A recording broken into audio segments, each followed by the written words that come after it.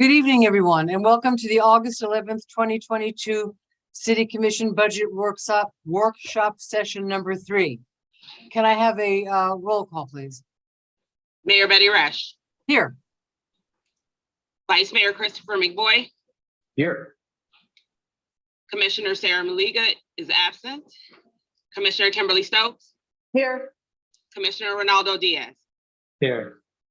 Okay, and just a note, I'm going to stay on as long as I possibly can. We have a quorum if I'm not here, but I just don't know how I'll do, so we'll see. We have the Pledge of Allegiance led by Commissioner Stokes tonight. I pledge allegiance to the flag of the United States of America, to the republic for which it stands, one nation, under God, indivisible, with liberty and justice for all. Thank you. Tonight, we're talking about the fiscal year 2023 operating and capital budget enterprise funds using the Stantec detail analysis. So these budget meetings are pretty much the staff giving us presentations. So I'm going to ask Ms. Davis, can you sort of take over and call them up as we need them? Good evening, Madam Mayor. Sure, I appreciate it. What I will do is I will yield over to our Finance Director, Mr. Bruce Miller, who will introduce Stantec. Thank you. The presentations. Yes, thank you. This is Bruce Miller, Finance Director, for the record. I'll keep it nice and short. We have David Hyder, who is a principal of Stantec. As you may know or remember, Stantec is a very valuable partner for the city. They've been participating in this in the budget process and doing rate study analysis for the enterprise funds for a good 10 years now. David's been on the team for about 3-4 years now. So with that, David, I'm just going to let you drive the bus and provide backup if and when needed. Thank you very much. Thank you very much, Bruce. Good evening, Madam Mayor, members of the City Commission. Can you hear me okay? Yes, we can. All right, coming through good. All right, and I'm going to go ahead and share my screen so I can bring up the presentation.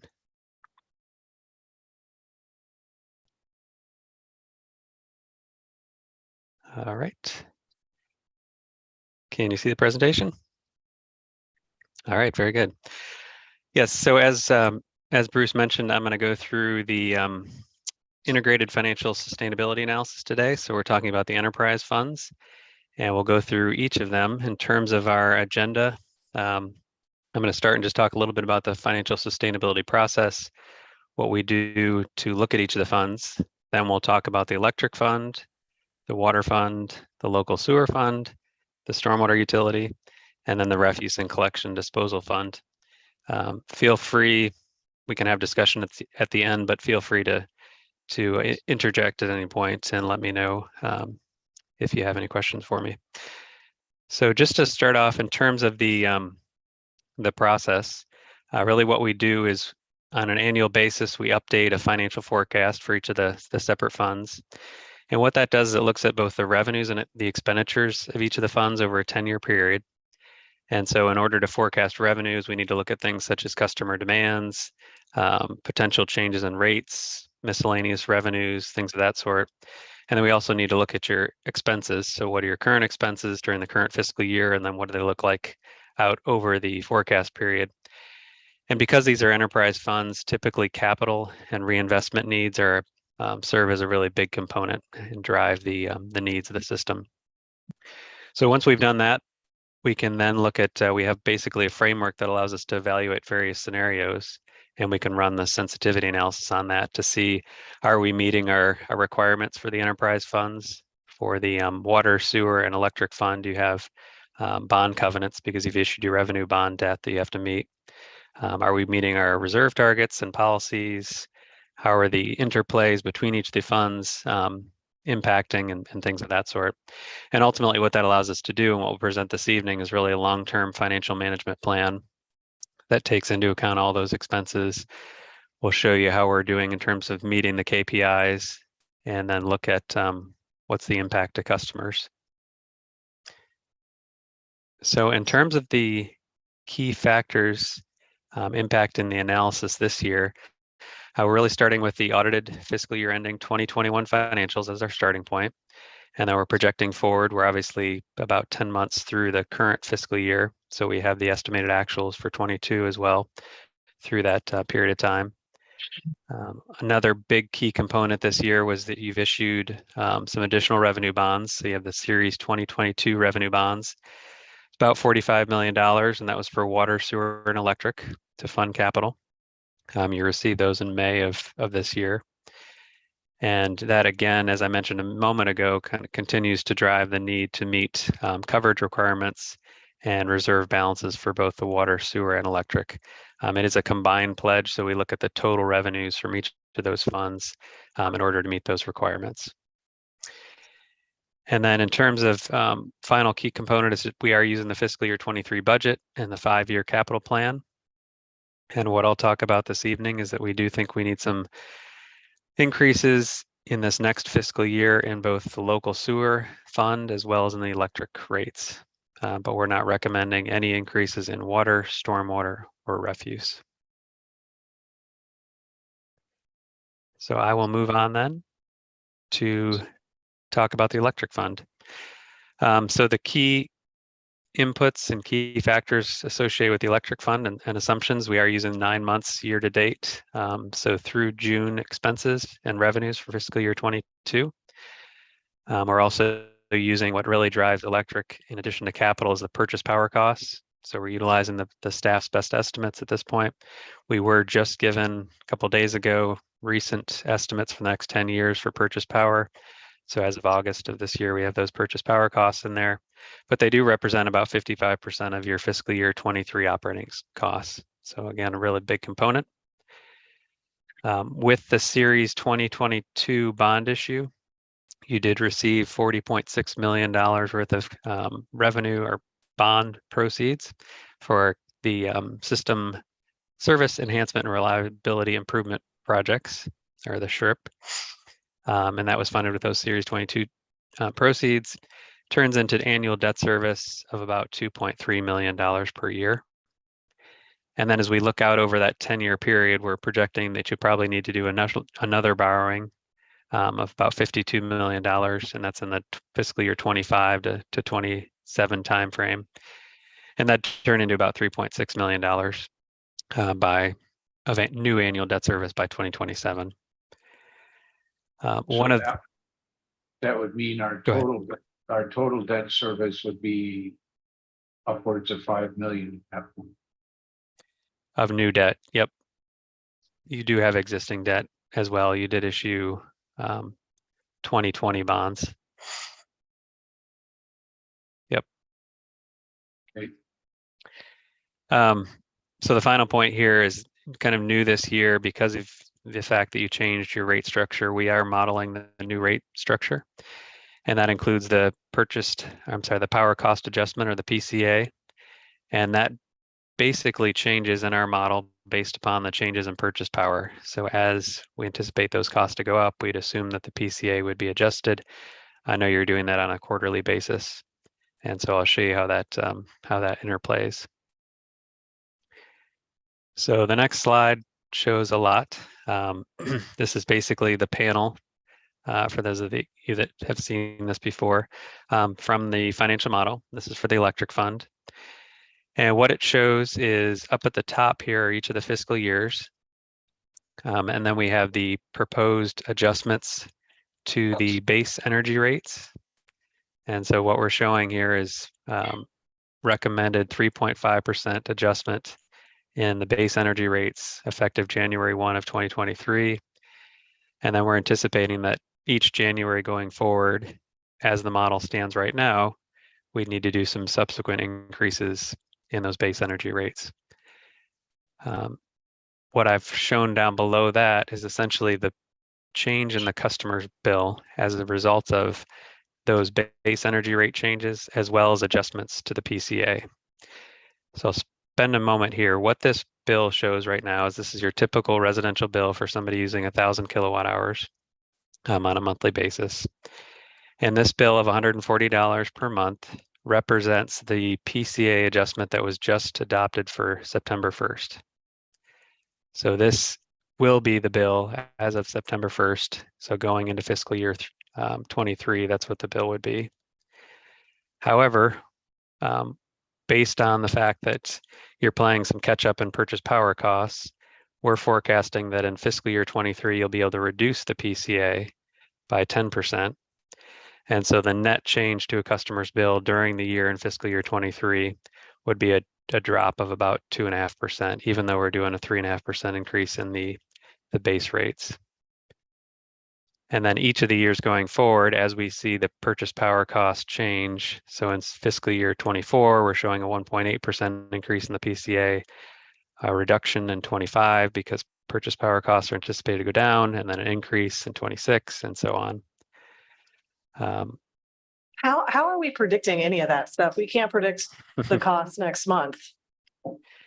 Yeah, we do. You do have a consultant, Mark Fowler, who forecasts purchase power costs. And I don't know if Ed Liberty wants to talk at all in terms of his process there, but we do have somebody that specializes in that forecasts those costs. But I agree that they are highly dynamic. Did seem curious about that detail. Here, my understanding is. But then you got a lot of detail. Are you speaking close enough to the mic? Yeah, I'm sorry, can't hear you. I had a similar question. This is the Vice Mayor. You seems like you got a lot of detail for 4 years out, and you know, just looking at what's happened in the last couple of months, it seems pretty hard to know whether it's going to go up and down, up and down. Yeah, Other than it'll do that, up and down. let me jump in for the record. This is Ed Liberty, Electric Utility Director. So the way that we do these forecasts when we look into the future is the same way that we do our PCA forecasts. We look at the futures price, which is the New York Mercantile Exchange traded price for electricity. I'm sorry, for natural gas at the Henry Hub. We take that number and we adjust it for what we call a market basis, the difference in price between gas at the hub and the difference and price in the market zone where we need it, where our contracts are tied to. The best proxy that we have for those fuel forecasts is what the people who trade this commodity every day think. So I have open on my own computer right now the CME website, which goes out about 18 months. So we take that hub price and then run it through our what we call our all-in cost model that calculates for us what our cost of energy would be. The model is complicated because it's taken into account the fact that we do have load growth every year. And we do have growing down in the future sources of renewable energy that, of course, have a fixed price and not a price that's subject to escalation like natural gas is. And we also have a large fixed component, which is nuclear, 38% of our book. So I noticed today, for example, the futures across the board seem to have gone up a little over 4% just today. So the impact to us would be about 2%. But that's about as good a forecasting tool as we have is what the futures are telling us. We're also working with Horizons Group as a part of our integrated resource plan on their prediction where these things are going. But unless you were to buy financial or physical hedges, there's no 100% certain way of knowing exactly what the price is going to be 6 months from now, 9 months from now, or 3 years from now. So these are approximations as good as we can get them, and we use those in the model. Of course, we're not bound by them. If the prices go down, then we're not going to overpay, right? We'll pay for what it actually costs at the time. If prices go up, we'll adjust the models. The closer in time that you look, for example, if you're looking 2 months out, 3 months out, 6 months out, that's a much better projection than if you're trying to use that 18 months out or 36 months out. But that's basically the way we do it. And I guess I can follow up just in terms of the way that we're modeling it. We are looking at it basically as two different buckets. So we have a bucket of costs, which is the purchase power cost, which are driven by those obviously purchase power forecast. And you have the ability, as you've been doing, to adjust the PCA on a quarterly basis. The other costs, which would be your debt service and your other operating costs, are separated out. And so those are forecasted based on the budget and what we've seen in terms of historical increases. And so those are what the base energy costs, base energy charges fund, and the PCA charges fund the purchase power costs. So we do separate those two so that you do have that flexibility as you throughout the year to change the PCA to match that to the purchase power costs. But these costs, these increases that I'm showing up at the top would essentially be to fund the other expenses. So that's debt service, other operating costs, and all those other type items. I have a question about the, other than the debt service, and I'm assuming that this extra borrowing we're planning on doing 25 is what is driving some of that in the last half of this graph. But are there other operating costs we're expecting to go up as well, or is it mostly the debt service driving these increases? So the way to look at this is that there's a base budget, which is basically our controllable costs, and then there's the PCA, which is non-controllable. So on the controllable side, that's where we have all of our debt service. And one of the things that we have that's relatively fixed, does not move a lot, is our nuclear expense. So that's actually in the base budget. So the nuclear expense is in the base because it doesn't move like the PCA does. It doesn't go up and down quickly. Mm-hmm. Other things that are in there are labor, materials, project costs that are not necessarily able to be capitalized or drawn down, for example, from bond funds. Other operating expenses are in there. For example, vegetation management would be in there. Operations and maintenance in the power plant, operations and maintenance of the T&D system that is not eligible for treatment as a capital expense and chargeable to bond money. That's all over in that kind of fixed expense. Even though it's not fixed, it escalates at a few, 2%, 3%, 4% per year. And on that logic of putting the, what you're calling the base energy cost is what I might call, somebody else might call, sort of your more fixed costs as opposed to your variable. And you, on the argument that it doesn't change much, the St. Lucie nuke plant contract is pretty steady. The PCAs for the solar will also be pretty steady. Are you looking to put those in there as well? No, we would keep those in the PCA as opposed to the fixed side because they are subject to weather performance. But they hit their numbers pretty close, but we're going to consider that a PCA. At the moment, the plan is to have those in the PCA, not in the base. And I think the way I'd like to say, rather than true fixed, it's things that we know for sure what the escalation will be, right? As opposed to the stuff that's purely driven by natural gas markets, for example, that we don't have a good handle on, or the timing of when the solar comes online and what the solar output might be. Over time, if we look at the performance of the solar units, we could decide to move them into the fixed and take them out of the PCA. There's no fixed firm rules on what goes in the PCA or what goes in the base. That's really a decision that we can make. But we think that's the better way to have it right now is in the PCA.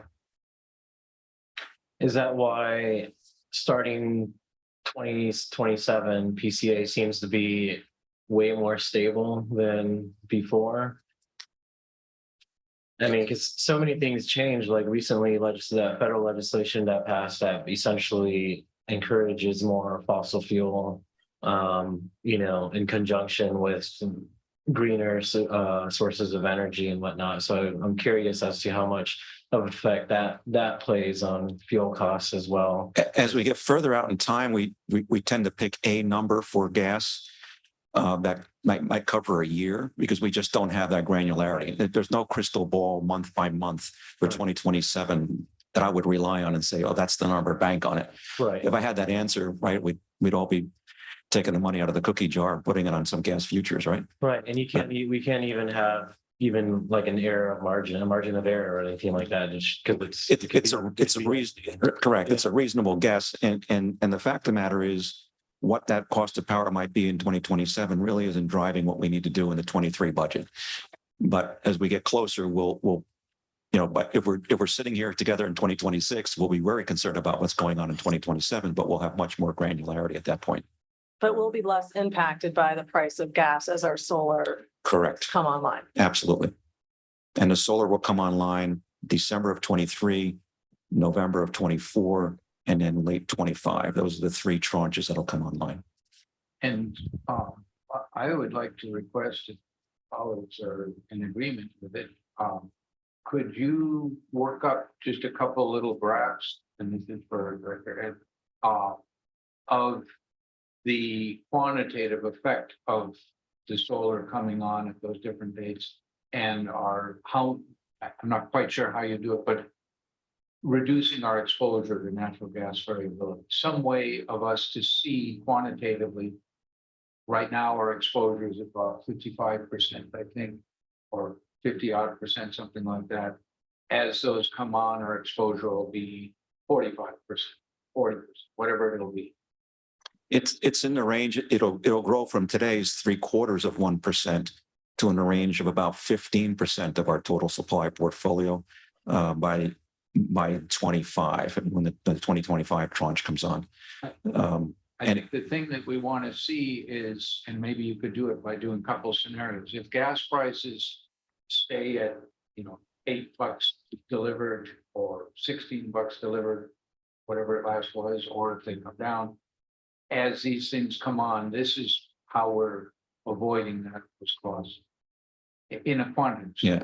And we know the dollar numbers. These are, I'll share public numbers. These are not secret numbers. They're out there in the public. The FMPA Solar 1, 2, and 3 projects, certainly Solar 2 and 3, are publicly advertised at less than $35 per megawatt hour.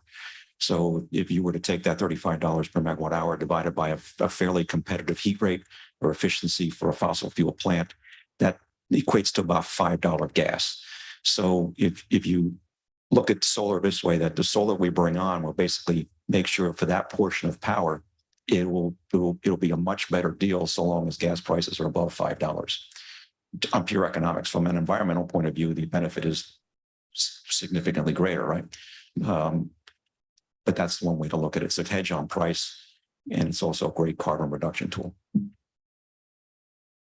Can we get agreement that we'd like to see something quantitative on sort of laying out the effective incidence gas prices? Right, we have something that tells us like what share of our energy is provided by something that's affected by gas. So are we just looking at like right now, like you said, this currently maybe 50% of our power is affected by the cost of natural gas. Once the first one comes online, that'll drop from 50% to 45, and then the second one will come online, it'll drop to 40. Yeah, we can put that together. And we'll run some, straw men by you to say, hey, do you like this version to help get the point across? Yeah. We can put that together. It's just important for our residents to have a quantitative idea. This is helping us this much. Yeah. It sounds like you're looking at or want to depict, real world impact. Yeah. This is what it means. It's not just, we're not just talking about, diversifying our portfolio from where we get our energy.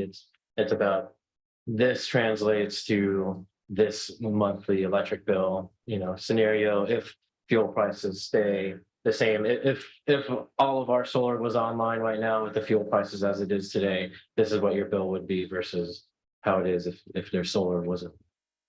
We can try to put something like that together. Certainly the percentage drops will be important and quicker to do.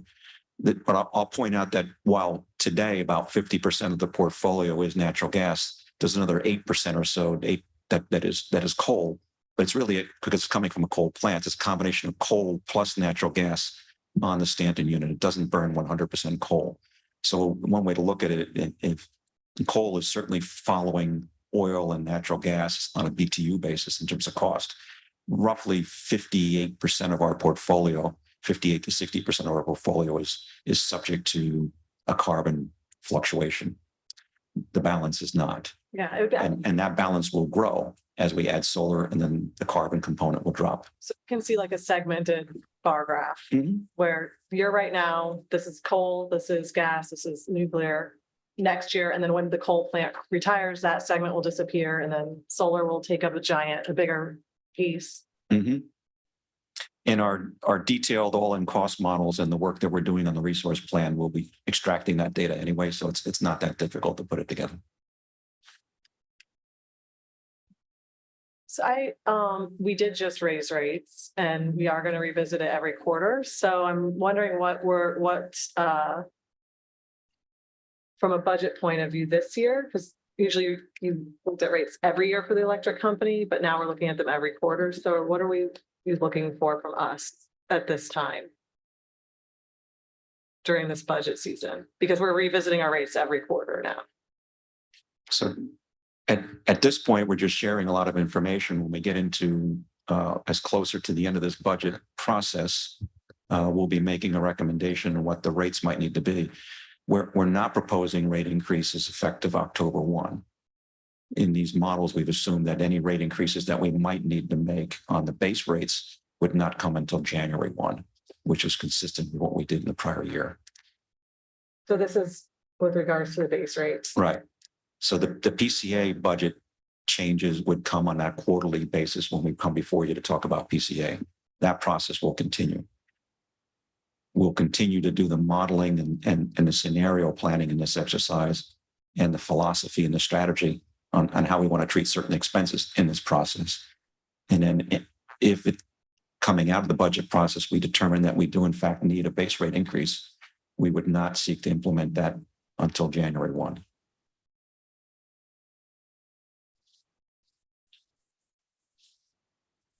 Okay, thank you.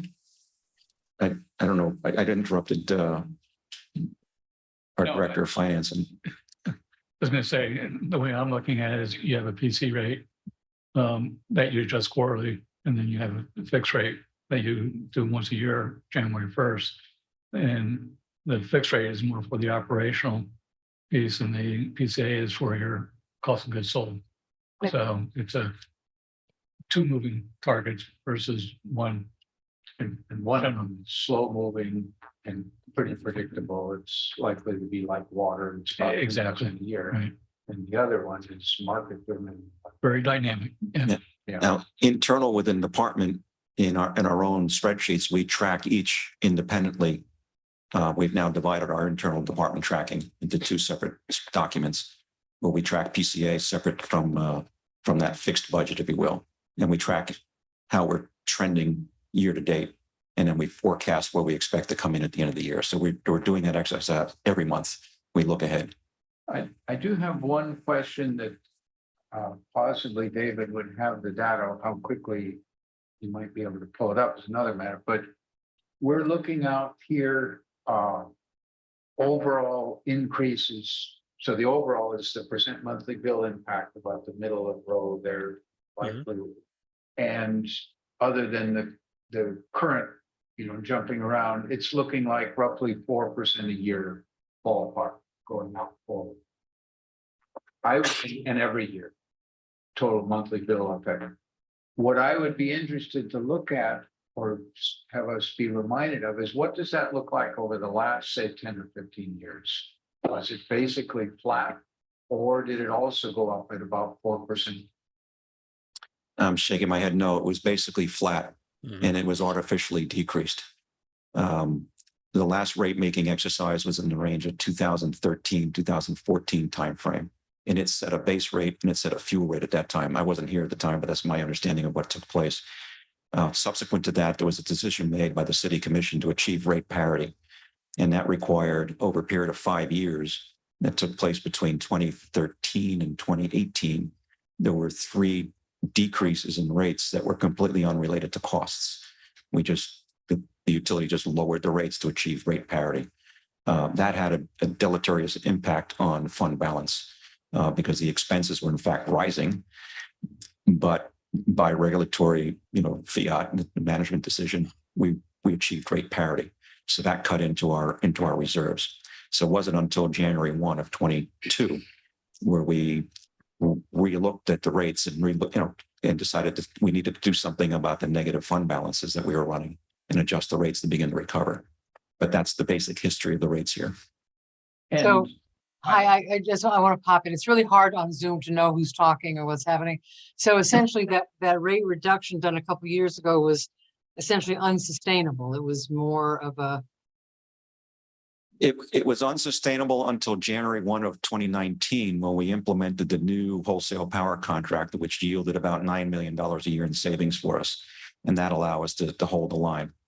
But Just hold the line, not increase the fund balance. Right, because we began to experience, we had maintenance costs, we had storm costs, we had, 4, 5, 6 years of labor cost increases that were not reflected in the rates yet. Things like that allow us to begin to turn the corner. and begin to restore the fund balances. And which is a work that's in progress, by the way. We still have not yet fully restored the fund balances to a positive position based on the fiscal 21 annual financial audit.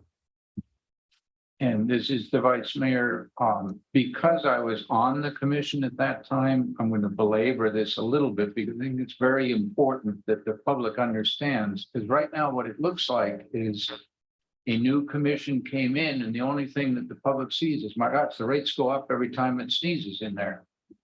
That's not a very good commission, and it needs to be very clearly understood. And it's something that I actually made a lot of noise about at the time, that because I objected to that idea of holding the rates constant or dropping them, because I said the way you're doing that is you're spending down your reserves, and our consultants were telling us that at the time too. Unfortunately, the commission decided that they were going to be fiscally irresponsible and do that. And so a portion of the reason for the increases that we're seeing since 2021, 22 is we're catching up on an artificial depression of the rates before that didn't cover the costs that we were increasing. In addition to that, Director Liberty has also pushed us forward a lot on catching up on repairing, strengthening, hardening the system that was also neglected for a period of time. So there's a reason why the costs are going up, and they have something to do with the history.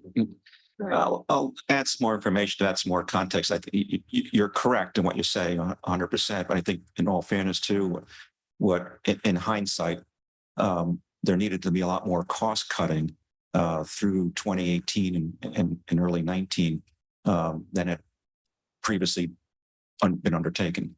So when we were able to put that new contract in place in 2019, that made a big difference. We also had a series of one-time events.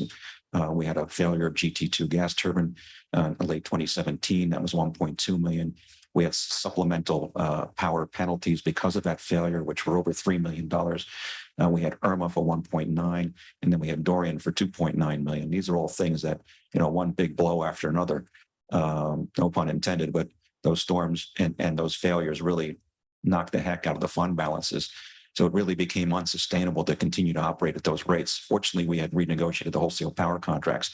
I'll say something to the public that's listening, not that the commission needs me to run to their defense on anything, but I think it would be unfair to blame this commission for rate increases.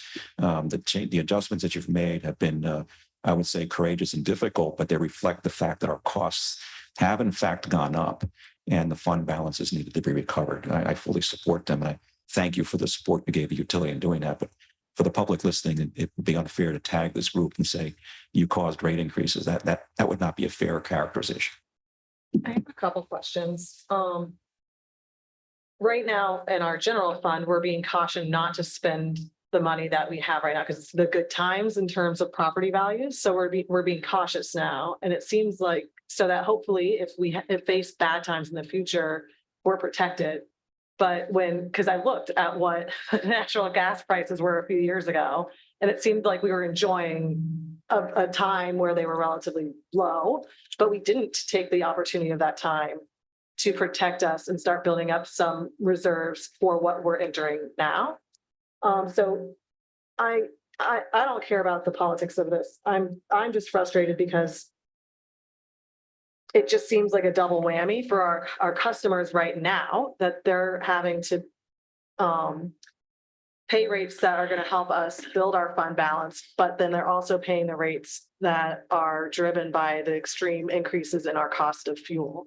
So it just seems like a lot at once. And I'm wondering with this, are we being too aggressive in trying to build up our reserves at this moment? Could we wait one more year with the reserves kind of where they're at right now? I'm trying to figure out it's building up. Part of what we've changed in the last few years with the support of our finance department is our capitalization policy. So one of the things that was done or happened over a number of years was that many expenses that benefited, if you will, multiple generations of customers, long-lived assets were 20, 25, and 30-year assets were expensed as opposed to being capitalized and then depreciated over a longer period of time. So our new way of doing it, which is to capitalize things which are eligible for capitalization. You can't capitalize things that should not be capitalized. But the new capitalization or focus on capitalization in support of finance spreads these expenses out over a longer period of time. So for example, if we're spending $30 or $40 million a year or $20 million a year on system hardening, reliability improvement, we're not asking today's customer to pay the full bill of that. They're basically paying 1/27th or 1/28th of that expense because it's layered out over a period of time.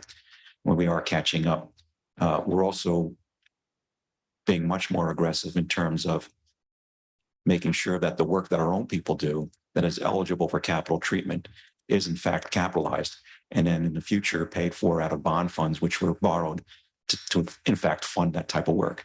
So it's not coming out of fund balances. So I think David Hyder is going to show us some screens that shows what happens to the fund balances or the working cash when we make those changes, which is one of the things we'll talk about tonight. But a lot of this maintenance that we're doing today and capital investment we're doing today is things that should have been done over a period of many, many years. I believe that if you take a big enough snapshot, our capital budget should be running, $5, $6, $7 million plus per year. Well, that wasn't happening. We waited till things were really, really rough shape and had to run in and suddenly make a lot of capital investment. But we should be running at a run rate of probably in that range of $6 to $7 million a year ballpark, just to maintain it. But we're still looking at this right now, even with the increase in 3.5%. So I'm assuming the increase in that upper part is what would be driving our fund balance, because the PCA is a pass-through cost. So any additional fund balance we want to build up would be happening in that first row. Correct. Yep. So we're not expecting to increase our fund balance next year.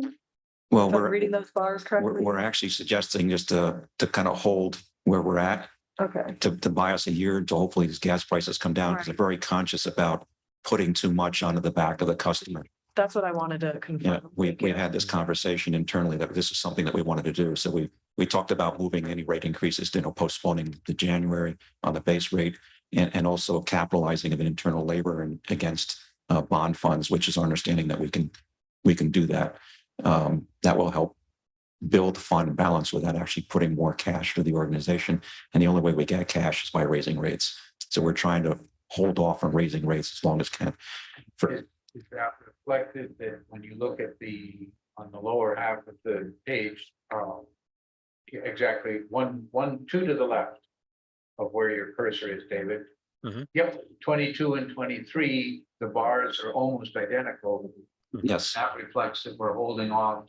Yeah. On trying to get to the Correct. the black line. And then we also took the time between borrowings. In other words, the next time we go out, we moved it to a 3-year gap instead of the 2-year gap. So we said, let's wait a little bit longer before we go for the next borrowing.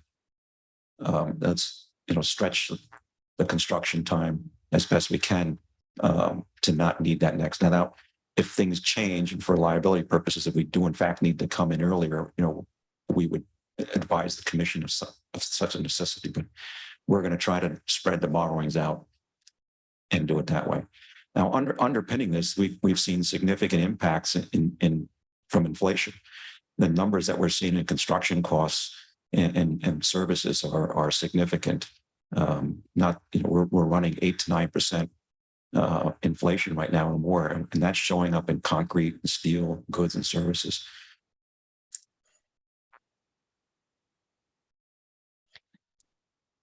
Should turn it back over to David. Yeah, I'll just recap a couple things. I didn't talk about I think it's clear coming through to the commission what the graphs show, but again, we're trying to reach that target line of 6 months of operating cost.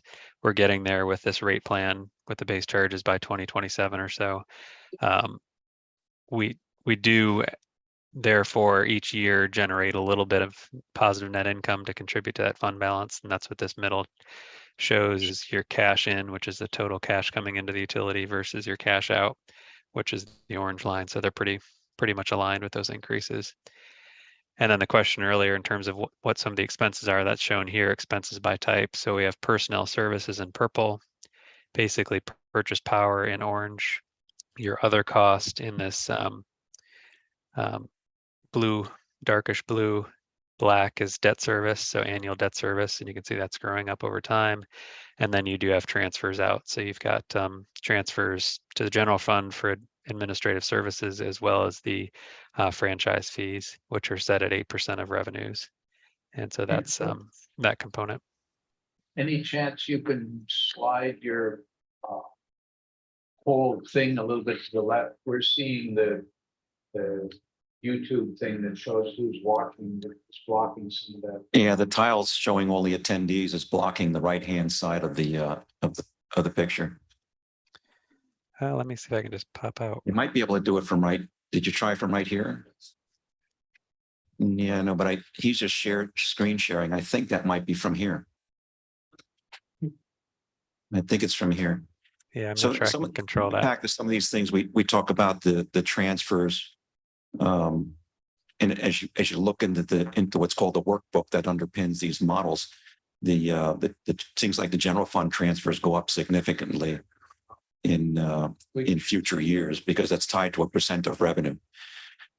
So as fuel cost goes up and as base energy rates go up, we generate more revenue, but at the same time, the multiplier says there's a bigger transfer to the general fund. So as the rates go up, so does the transfer to the general fund. In terms of quantity, not necessarily percent. Correct, in terms of quantity. We're holding Yeah. constant. Correct. Now, you know what you could do to sort of get out what I was asking earlier is you see that orange is the biggest swath on that upper right graph. If you split orange into Green. green Yeah. and orange, Mhm. you would see the solar getting bigger, Yes. and getting smaller. Yep. And you get some idea of how big they are. Yeah, we have that as a separate cost. We could certainly break that out. Cool.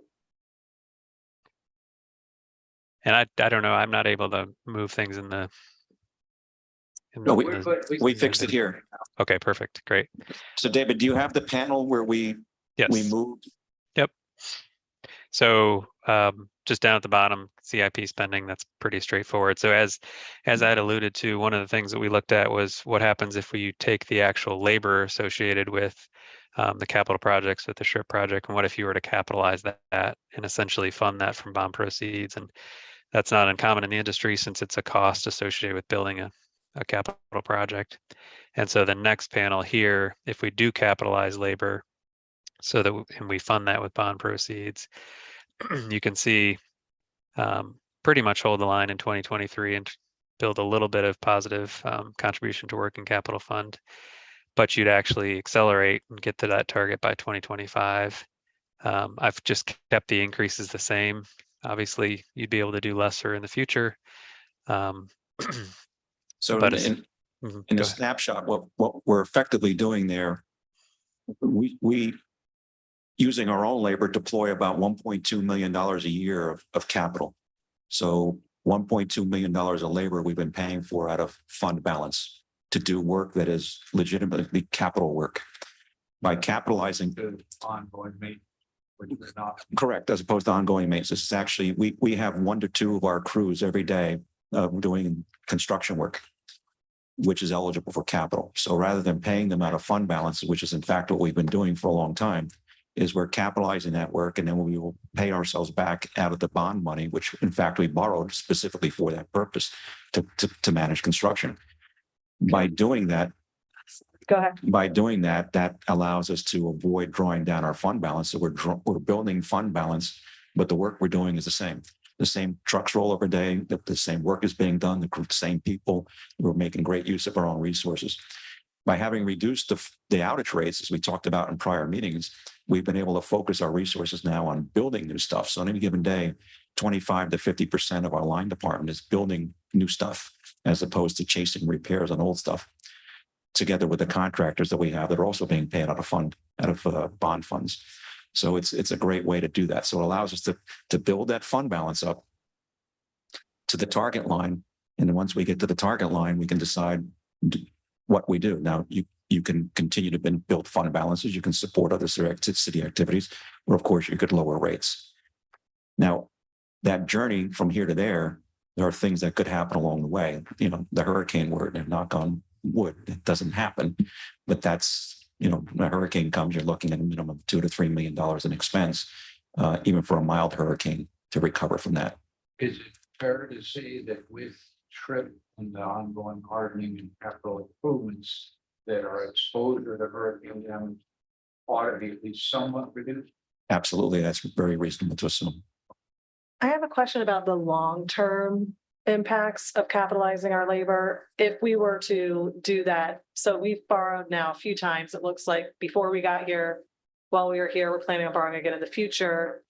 So every time we keep borrowing, the previous debt service isn't paid off, and then we borrow again. So we have debt we're taking out, and then more debt and more debt. And eventually the first tranche will go away and we'll be in a better position. But I get nervous if the more we continue to add to that debt service. I mean, paying interest over time is it not gonna catch up to us the more that we are doing this with? Not necessarily, because capitalizing is not necessarily synonymous with more borrowings.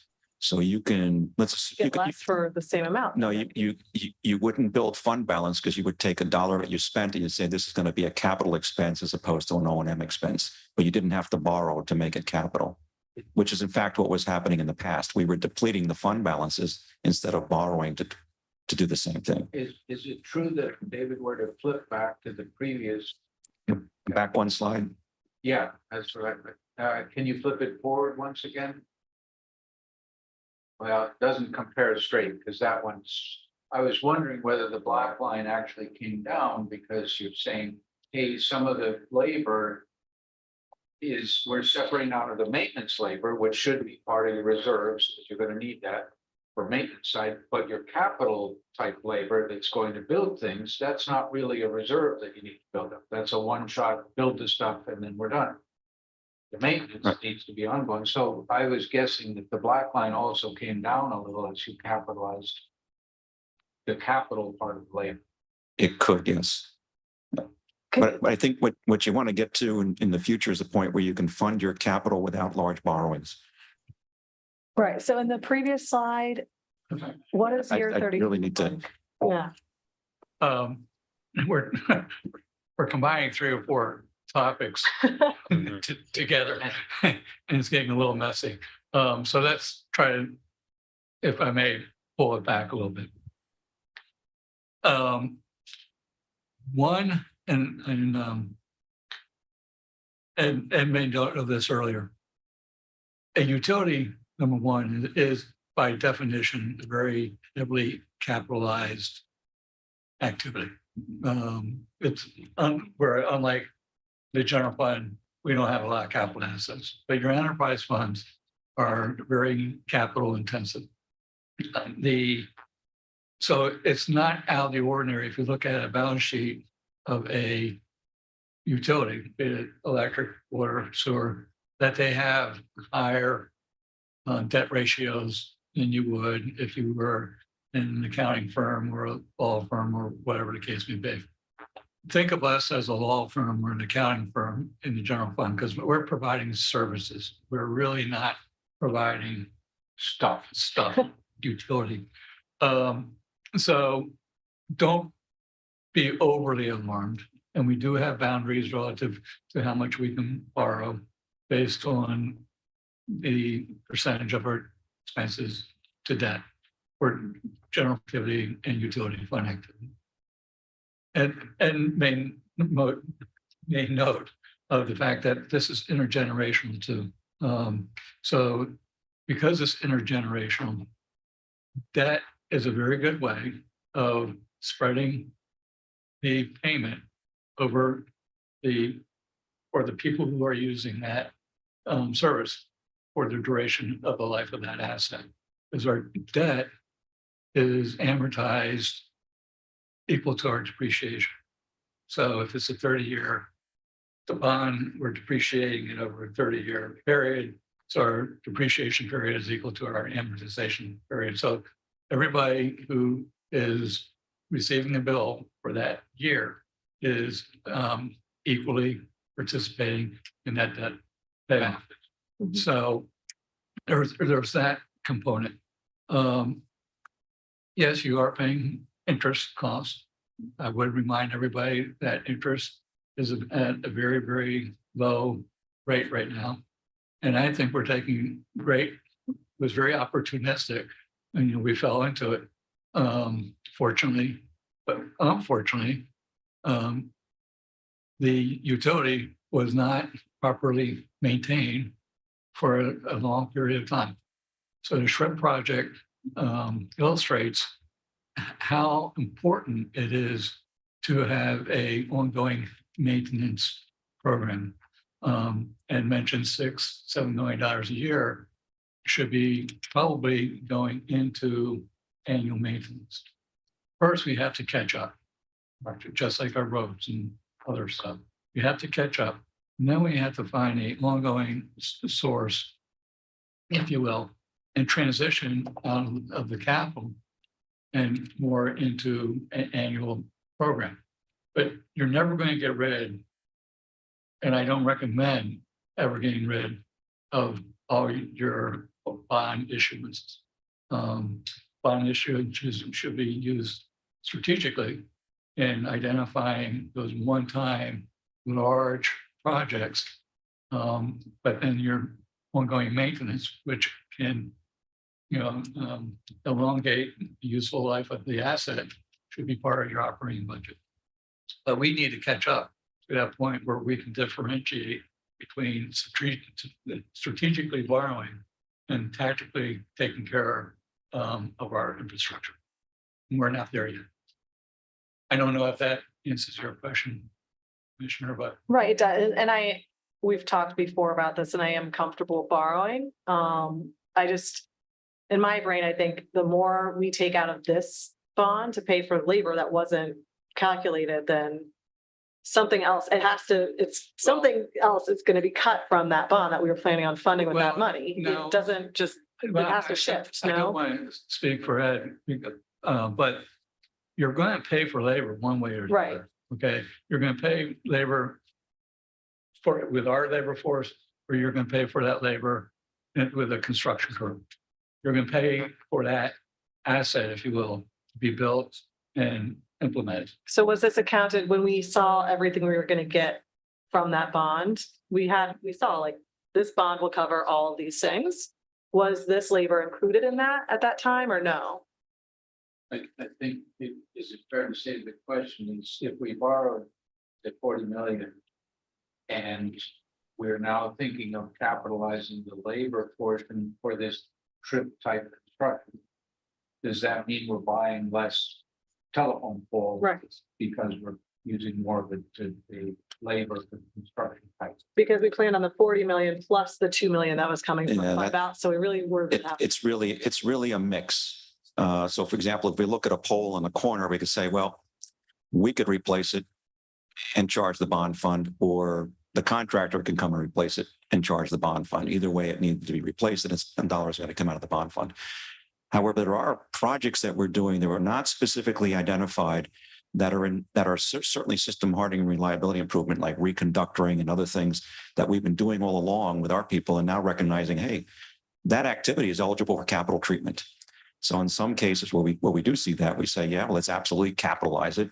And if it fits the spirit and bond counsel agrees, and finance, of course, agrees, and then we in fact will take it from the bond funds, credit or debit the bond fund for that activity.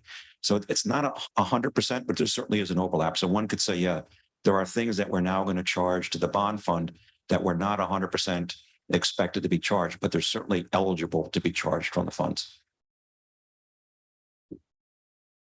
Okay, well, I know that we've also looked at spacing out our next borrowing, so I just don't want to burn through that cash too quickly and then. Now that's something that we we're need to borrow more right. faster. So that is something that we're looking at. And just, for example, next month, we'll be bringing to you approvals for some construction contracts related to Canal Station. That'll be substantial, and they're all drawing down out of the bond fund. So, and we are tracking the bond funds monthly. Ashley, who's on our team here, is tracking out now monthly, tying at the project schedules and drawdowns. So we're watching it closely. And as we get, well, we're not going to ask to go borrow again until we're really at the point where we think we need to borrow. It may come sooner. We hope it's not before 3 years. We made the decision to see if we can stretch it to 3 years. called the Bayern Colorado predicts hurricanes. Right, Back off exactly. for 3 years. Yep. We need some more Saharan dust. Just for the hurricane purposes. For the other things it causes, no, but for hurricanes, yes.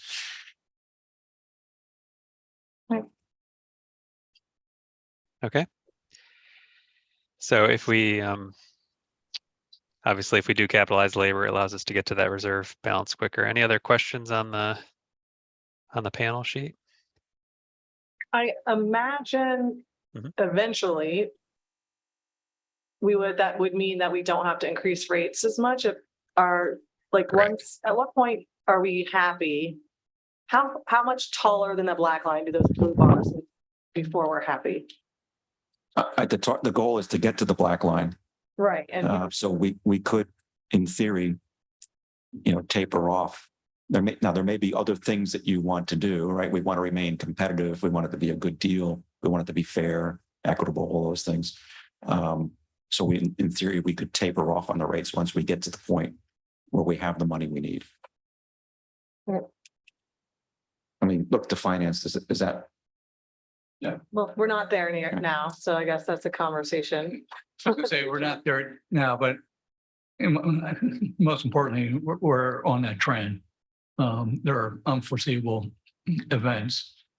So yeah, I would like to get to that point in time and then look not only at the electric utility, but the entire city, so to speak, see where we're at and then make some decisions from there. But this is definitely encouraging compared to where we were 3-4 years ago. And I think one way to look at it is well, I'm not happy about the general fund transfers, obviously, because it takes money, from the utility. But the fact of the matter is you own this business, right? You've invested in this business and it really is a business. It has to pay for itself and it's certainly doing that. But there'll come a point where it can maybe do many, many more things for the city as the business that you own. That's why you invested in it, right? So you can look, if we're, sitting here 5, 6, 7 years from now, can say, gee, hopefully we can look back and see that stuff that we talked about in 2022 really did come to be. Now, what do we do? Do we lower rates or do we use those dollars for other things that we want to do in the city? You own the business. You get to do what you want with it. Yeah, and I would perhaps just slightly rephrase it that we, all of the residents, own the business and Yes. whatever it's doing is providing service for us and providing the help to the other things the city. Correct. Same idea. Mm-hmm. I think that's very, very good way to put it. Okay. Good. So I do have a couple more slides just on electric, and unfortunately these aren't as informative because things are changing so quickly right now. This is the what the Florida Municipal Electric Association pulls together in terms of comparisons of electric bills. So this is as of May 2022, 1,000 kilowatt hour residential bill comparison. At that time, you're at 114.45. As we've talked about, by September, you'll be at 140. But all of the other utilities are seeing adjustments as well. So since this was put together, the June numbers have come out and we're also able to pull the data sorted from low to high. We are the 7th lowest priced utility in the state on 1,000 kilowatt hour customer. So we have a similar chart to this one, which is for the 1,200 kilowatt hour customer. We have one for the 1,000 kilowatt hour customer. We're the 7th lowest in the state. Out of As of June, there's roughly 38 to 40 or so, I believe, on the list. Do you happen to know the IOU number that was the investor-owned utility number? In May, it was at 140 already. Yeah, on a year-to-date basis, we've been running roughly 10% below our neighboring utility. And for that 1,000 kilowatt hour customer, we've been paying less. Obviously, September 1 will go up. We expect that their rates will go up as well. We just don't know when, by how much. But when you look at over the course of the year, total dollars, you could say, if you were getting a $100 bill, it was about 10% below what it would have been otherwise. $10 a month over 6, 7, 8 months. That's a bit of savings. And then obviously we're going to go up September 1, unfortunately, but we're very competitive right now. But even when that happens, pretty much everyone is gonna sidestep, right? We're still gonna be within range, so it's not gonna kick us that. I think so. We're actually tracking it each week. We look for the latest news on who's gone up. This week's news was, I don't need to put their names out there, but one utility went up, I think around $18 or $15 an hour. There was another one that went up about $28 a month. When you look across all of the increases that have been advertised this year, or not advertised, but that hit the press this year, we're up slightly below the statewide average in terms of our total increase over the course of the year. So we're right in the pack. There's some others which are obviously way above us, and some that are below us. It's just a matter of time. Everybody's got natural gas. What we are hearing uniformly from everybody we talk to is that they've now exhausted their reserves.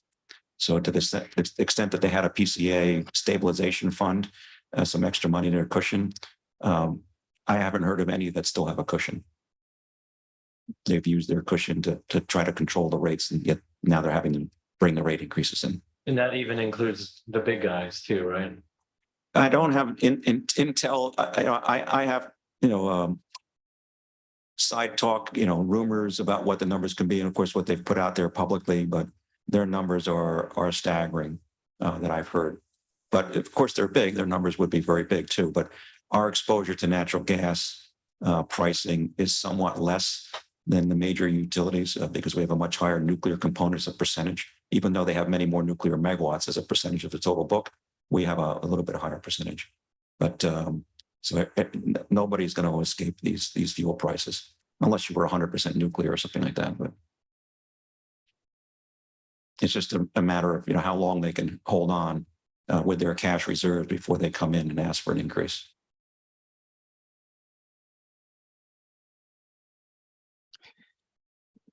Okay. Thank Okay. you. Yep. So now, if it's okay, we'll move on to the water fund. So water fund key inputs and assumptions. We're again using the fiscal year 22 projected revenues, and they do falling very much in line with our prior forecast. But when we're looking at fiscal year 23, we're not recommending a water rate adjustment. We did potentially think last year when we looked at things that maybe we would need about a 3 3/4% increase, but we're not recommending an increase in the water rates. The 2022 series bond issue did provide $3.75 million in funds to fund the CIP. And that turns into an average annual debt payment of about $161,000. You do also in your current CIP have about $1 million grant for water treatment improvements. And then as we look forward, there is a fair amount of capital that needs to be done in the future years, about 15, almost 16 million between 2024 and 2027. And we do anticipate that you do some additional borrowing in the future of about $1 million by fiscal year 2027. And there is some assumption in terms of some additional SRF borrowing of about 250,000 beginning in 2027. SRF is the state revolving fund. State revolving funds, yep. So what the panel looks like here, again, similar dynamics in that we have up at the top the fiscal years. We've got the proposed adjustment, if there is one, to the water rates. What we're looking at is potentially just to keep things in line and be able to meet your cash funding requirements and debt service coverage, that potentially you'd have to do future increases. But as the modeling shows, we are building up some fund balance. So each year it's evaluated on an annual basis as to whether you need to adjust rates. And we thought potentially you'd need one this year, but we're forecasting that you don't. And in future years, if we kept it at a steady 3.25%, that would allow you to build up some cash balance. And then potentially in the future years, you'd be able to do some cash funding of capital. And this fund also, 8% of the revenues go to the franchise fee. So you can see the current average single family bill is about $40 per month. And that's going to stay the same in fiscal year 23. If you did a 3.25% increase, that would go up by about $1 in fiscal year 24. What it looks like in terms of funding, again, we're building up some cash fund within the working capital. So our cash in, assuming we were to do these increases, would be above our cash out until we got to a point where we wouldn't be borrowing anymore. So if we started cash funding our capital in these outer years, that would be drawing us down to to our minimum target line. We do have the SRF borrowing, 3.5 million in 2027.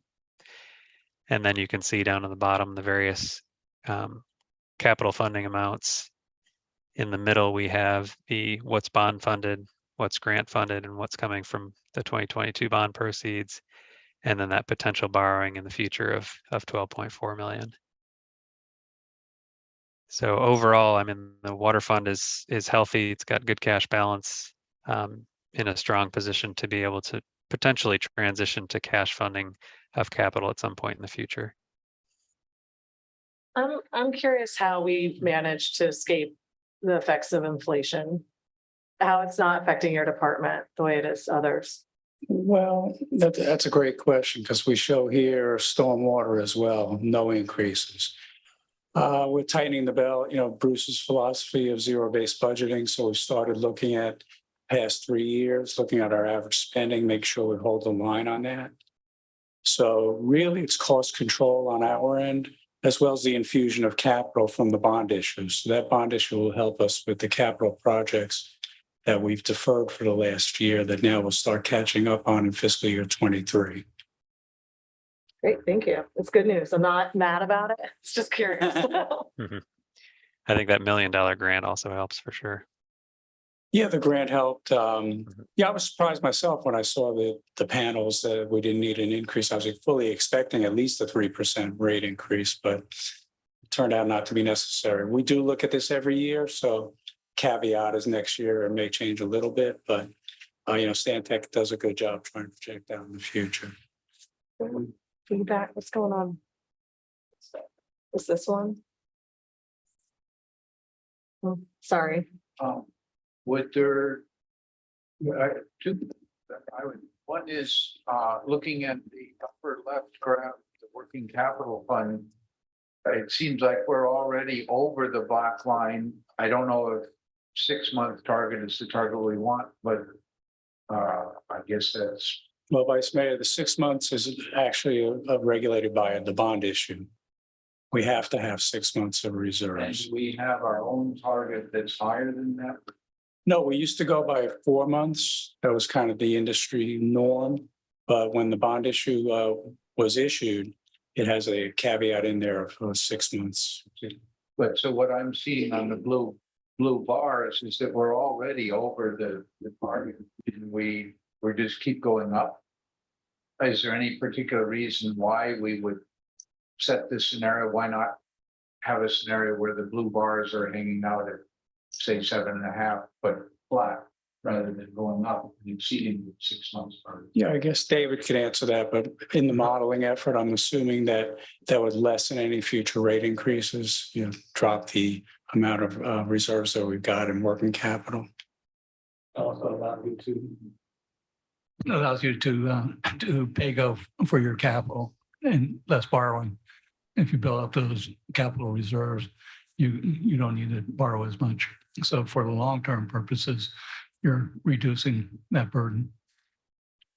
David, you want to add to that? Yeah, no, that all of that is true. We are looking at doing another borrowing, but at some point, I think you want to transition to where you're able to pay go more. And we could run various scenarios where we could level that out and potentially back off a 3.25. But again, that's since you'll be doing this again on an annual basis, assuming things continue to be above the line, you could potentially not have to do a rate increase next year. But we want to be able to decrease rates this year just to help, because our residents pay water and electric together, and they're seeing electric go up, but they can't. We want to be able to sustain like a decrease in water to help with that. That's a possibility. Maybe when we get into the local sewer discussion, we could talk about that. And that might help out or soften the blow on the sewer side. Yeah.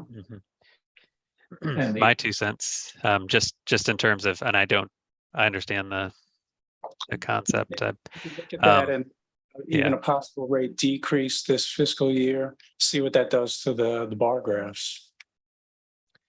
Yeah, we could run that scenario. My one comment is just having doing this a lot over the years and around the country is that folks generally will remember a decrease for a little while, but they'll forget it pretty quickly in terms of just you have to think of what position that puts you in the future.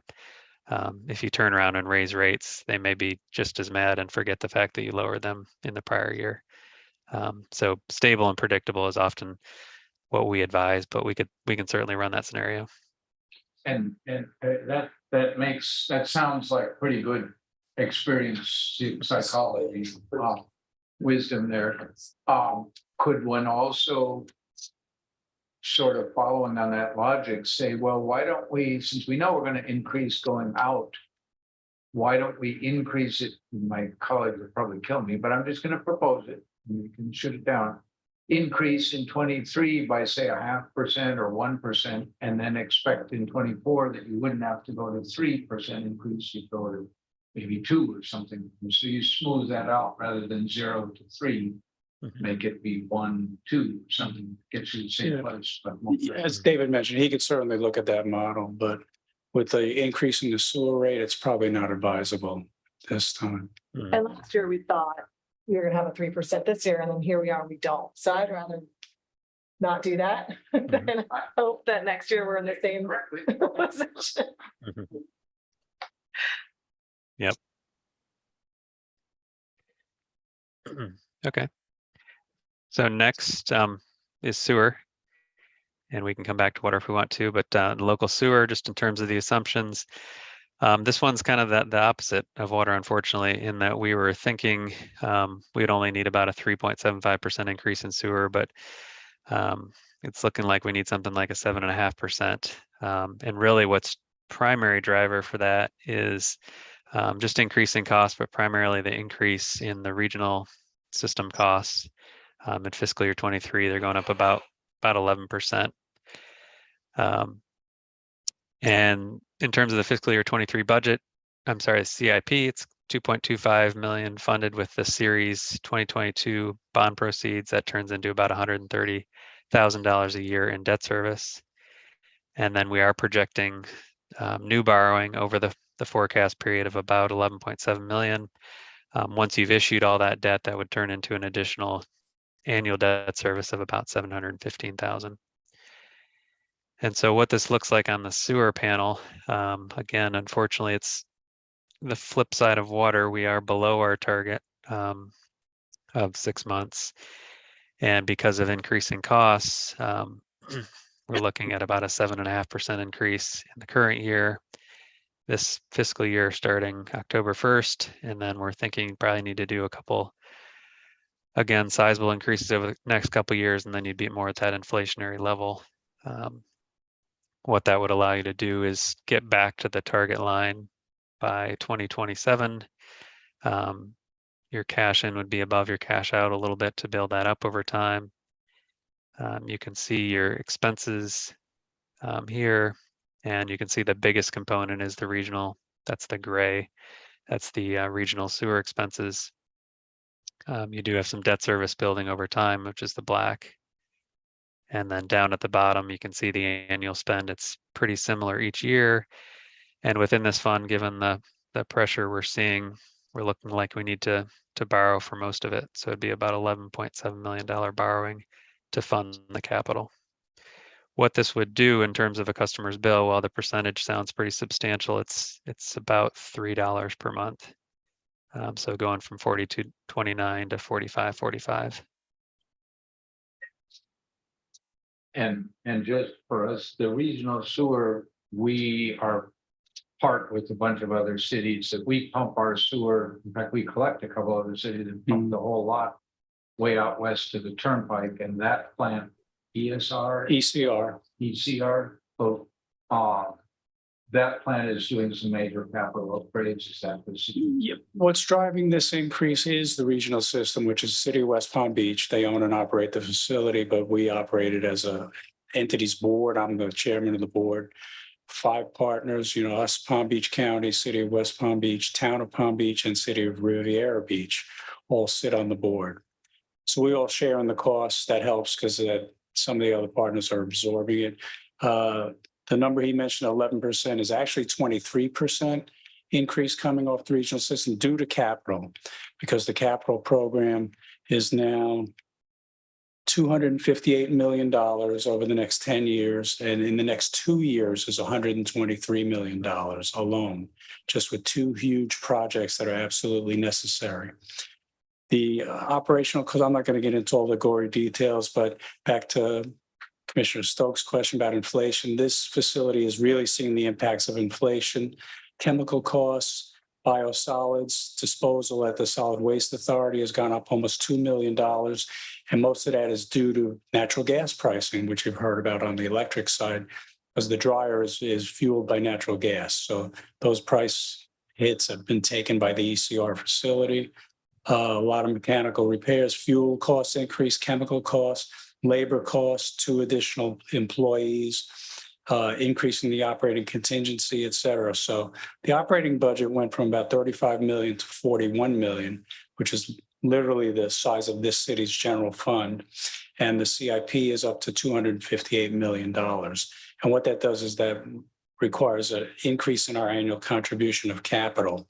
So you're correct, Vice Mayor, the capital costs at that facility to keep a 50-year-old wastewater plant in top shape, which it needs to be. It's a critical facility, serves more than half the county's population, 600,000 people. The DEP has close scrutiny over this facility because in the past there have been consent orders. So we don't want that to happen again. It's very important to the FPL West County Energy Center that we produce reclaimed water that goes out there of excellent quality. And that is, by the way, to my knowledge, the largest single reuse project in the state of Florida. Uses 27 million gallons a day of reclaimed water to cool the turbines out of West County. So with all that being said, yeah, the regional system really drives the local sewer system rates. But the bottom line, which is good news, is, as David mentioned, it's really only a $3 increase on the bill. And everyone that I'm aware of, we don't have any sewer-only customers. They're all water and sewer combined. So with water at $0 and sewer at $3, you're only going to see a $3 increase for the average customer, and that's 4,000 gallons. And most people in this city use less than that because they're very conservation-minded. So probably less than a $3 hit per month. And the only way to lower that bill is to use less water. Yes, that People helps. should consider if they've been. And people do, just for your information, like this city, the per capita usage is less than 100 per person per day. It's been down around 94, 95, which is actually unheard of in South Florida. Most other utilities are in the range of 150 at the low end, and other places are 300, 400 per day per person. It's well publicized who they are, but in any event, this city is very conservation minded. And that's why I'm saying the bill would come down even less than that, because most people don't use 4,000 gallons per day And per month. I'm sorry. But a question for you as to how the utility runs. If, let's say that we all tomorrow went out and got really excited about conservation, we lowered our usage on average citywide by, say, 20%. Is the pricing model that we have now such that that wouldn't be a problem for the utility because you're basically a pass-through, that if we use less? Yeah, it would not be a problem. In fact, on the sewer side, it would help, obviously, because we pay by the gallon. So everything that gets pumped up to ECR and then treated, we're paying an operating rate. That's right. It's So, in the meters. and then we pass along, most of our costs go to our sub-partners. Don't forget, we have 8 sub-partners. The surrounding cities are all partners in the arrangement. So each of them pay their fair share of the local sewer bill. So that helps us out a lot as well. But it's in everyone's interest to reduce water usage that's one reason, economics. So when I tell the rest of my household, yellow is mellow, brown goes down, I actually am, you're back in the other. Back to the old adage, yeah. Came from California, I think, but Well, possibly in New York. I remember it growing up in the city. Mayor Koch. yeah. Well, it is an interesting point because we pay collectively how much we pump out to Right. the EC. Complex. Yeah, I think people are really conscious about it, but we've talked in the past before about things like energy audits and whatnot, and I wonder what we can do similarly, water wise, because if you have, a leaky flap on your toilet or whatever, and it's just a slow trickle, it all adds up, and I suspect there's so much of that throughout town. So, anything we can do to help people lessen their water use would be really helpful, because it is just a few dollars a month, as you pointed out, but I mean, in these days that can be significant. So it all adds up. Sure, but customer service does have the ability to do a water loss audit as well. They do the energy audits. They also can do a water audit. And that happens generally when it's like, for sure, when it's more obvious, right? When they see the meter and it's very Yeah. significant. As you mentioned, a toilet flapper can really add up fast, and you can double your water usage overnight. Are you using, because you're on the AMI, the automatic meter reading stuff. Right.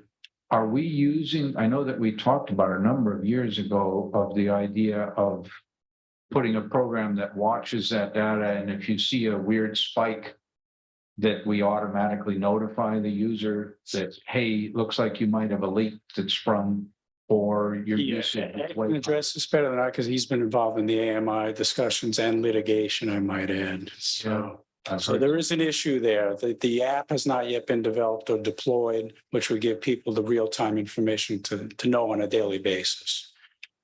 Back to your point, but Ed, if you want to comment a little more on the AMI. Yeah, the meter. They get feedback. The other microphones. The metering system, AMI system, does issue high use alerts, and they go to both the conservation shop. They also go to the water department, and they do follow up on them. So customers got a sudden high use, they'll get a follow up. And water is included, I believe, as a part of the energy audit. Our conservation team provides that service to both the water and the electric side to follow up on those types of issues. So that is working at this point, that if somebody's household, I mean, the two that I could imagine is if you see a sudden spike in your water usage, that should be a tip. And the other would be if your usage, like a toilet flap isn't going to be a sudden spike, but if your usage is twice what it was the previous month, well, we'll call you up and say, hey, you may want to check that thing. So it's a little odd. And the system does have the capability to do that, and we forward that information on to the respective departments to follow up on it with the customer. But and many, what I'm looking for is a yes or no. Are we doing that? I believe we are, as far as I know, we are doing it. Okay, that's a cool use of the system, and it can save customers a lot of money. You also change, things that you got to rule out an outside leaks. I think they also go out and check for leaks, right? They do. And irrigation systems that are stuck, that are running more than they should, and things like that. So quite often it's more along the lines of a leak on the property, or an irrigation system that's running too much. Yeah. That tends to be, that gets a really high number in a hurry.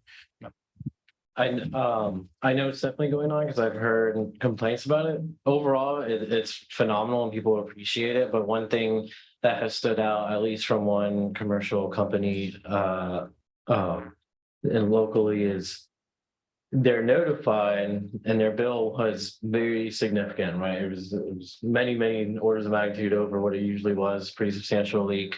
But then I think that they appreciate and they know, the fix is coming, but it puts kind of a burden on the customer, because they have to pay what's due, and then it gets refunded retroactively, from my understanding. And when it's commercial and it could be $1,000, that's pretty significant. Right, So, Commissioner, we do have a leak adjustment policy, which is a little bit unusual. Not every utility does that in South Florida, but we do give the customers rebates based on that if they can document an actual leak and a repair that's been made.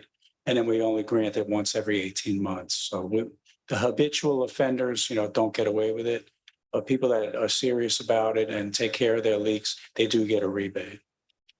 Yeah, for sure. I guess what I was getting at is, you know, it's a rebate, it's an upfront cost, so they have to have the money to pay for it, of course, but you know, if there was room to improve that to work with them and. I think the issue is that we'd have to have proof that it was in fact a leak before we Sure. just send somebody a check. Oh, your bill's too high. Here's the money back, right? I think we want to actually make sure that there was a leak and it was actually repaired.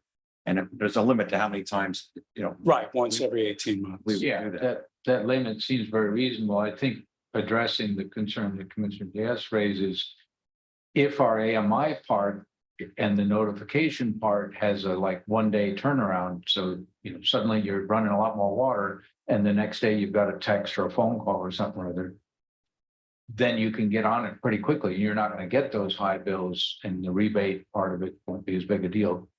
So the faster that system can work and turn around, the happier customers. The other comment I'd make is that I think I've heard that too, that we're pretty good on conservation. And I suspect a part of it is that our tree board and our landscape ordinances push hard for native plants and encourage people to do things that use less irrigation. Because as we all know, irrigation water is easy half of your water use. Right, and it also jumps your bill up dramatically, so. Another driver is the cost, and as you get into those higher blocks, which is a conservation-based rate structure. Right. You really see a jump in your bill. So people are very mindful of that, and as I mentioned, this city very conservation-minded. Do we How have, many tiers do we have? In the Billing structure, I believe 3, and once you get into Three the is what I third, remember too. once you get it up into that third tier, you're paying a lot for what you're paying, like $7 per thousand, as opposed to $2 per thousand. that, so do we have a significant, like, just out of curiosity, do we have a significant amount of people in our community who are using city water to irrigate? Because that kind of irks me quite a bit when I hear of the towns doing that almost. No, it's not significant. We don't see like the big spikes other communities see Okay. during the dry season. No, a lot of people are on private wells or Right, lake Or- irrigation. or they just have native and don't Yeah, irrigate at all. exactly. Yeah. Cool, thank you. Okay. I do have a slide here that just shows a comparison. This is a combined water and sewer bill at 5,000 gallons. Again, it's a little bit higher than what your typical customer uses, but it's what we see in a lot of other communities. This would represent, again, with the water staying the same, would represent that $3 increase per month. One thing I have to emphasize, though, is these are published rates as of right now in these other communities. So it's highly likely that some of them will adjust rates as well. We just don't know what they're going to be doing yet. But it does show where that typical water and sewer bill at 5,000 gallons stands. And didn't I seem to remember Mr. Shields that at one point, maybe in the last year or so, we looked at this and said, we're kind of high compared to various others, but the reason. On the water side, but the reason is we've invested in the reverse Exactly. osmosis, right? And the We're other at the other curve. communities haven't gotten there yet, and they Yeah. will be raising rates to accomplish that. The sewer side, we're actually in the lower third of everybody, and that's due to being in the ECR partnership where we get the advantage of the economy of scale at the massive facility in West Palm Beach. Right. Thank you. That's helpful to know so that, you know, Oops. people have some idea of how our context. Mhm. Irrigation. We do. So What was that? Paul was asking if we have irrigation meters, which we do. Some people have a separate irrigation meter where they don't pay a sewer charge. But in a lot of cases, it's not worth it because you have to pay the installation charge and capacity charges and all that. And it's tough to get the payback. But people can do that if they so choose. But we don't have big lawns like some other communities. And we don't tend to run as hardcore green irrigated like mad as, you know, just bike over to Lake Clark Shores. And you'll Right, as see. Commissioner Diaz said, we've got a lot of native landscaping and a lot of people Yeah. don't have any turf whatsoever. Thank you. Okay. Helpful. All right, so the next fund is the Stormwater Utility Fund. And this fund is in good shape. We've got the projected fiscal year 22 revenues. They're in line with our prior forecast. We did think potentially you'd need an increase, but we're not recommending any increase this fiscal year. And we're assuming that in future years, you may just need to start doing an annual adjustment to keep up with inflation. Your fiscal year 23 CIP includes $2.55 million. 450,000 is cash funded. Then you have $1 million from the 2020 bond proceeds plus $1 million in matching grants. And then you have approximately $350,000 of annual cash funded CIP in future years. And so what this looks like on the panel is we're showing, again, you have equivalent residential unit or equivalent runoff unit adjustment, no increase in the stormwater charge in fiscal year 23. And then in future years, a really modest 2% would potentially keep you in line with not completely drawing down your working capital fund. Your current annual assessment is 78.25, so that would stay the same in fiscal year 23, and then potentially adjust in future years. What you'll see is essentially you're starting with a really strong cash balance within the stormwater utility, and we are drawing down on that year over year. That is primarily because we are funding the annual capital from cash, with the exception of that grant and those bond proceeds. And so essentially you're drawing down cash funding, and this 2% is just allow you to kind of hold the line. You are well above that 6-month target. So as we evaluate this in future years, it may be that you don't need to do the 2% next year. But again, we're just trying to make sure we keep revenues and expenditures in line in future years. And that's just primarily driven by that cash funding of capital. So again, the stormwater fund is in really good shape, good cash balance, and the ability to cash fund most of the capital projects. This one's a little bit surprising to me because I'm curious as to, especially closer we get to the lagoon, you know, I can assume, I'm kind of thinking that our stormwater system gets heavily tested with every, especially king high tide cycle. And I can only assume that that's going to require really significant fixes in the near future. So it's a little bit surprising to see the consistency over the years on this graph, but I guess it feels better. I mean, I would imagine that the model that you built kind of factors that in as well, because we know the check valves are coming in, work is being done to help protect our stormwater system closer to the lagoon. But you know, how confident are we in that work? Very. That number that he quoted for the future years, those are basically stormwater outfall upgrades to compensate for sea level rise and king tides. The projects shown in fiscal year 23 are 50% grant funded due to the legislative efforts city manager made with Mayor Resch and Mr. Pinsky up in Tallahassee walking the halls. We were very successfully getting 3 grants, matching grants. So the 23 projects, the reason they're showing over 2 million is because we got $1 million, over $1 million coming in grant funding. So that really helps us out. And that's protecting us from the water coming in, but is there enough there for us to do our part? Like, if you know where space is allotted, can we do things like more baffle boxes and more technologies that clean that water out?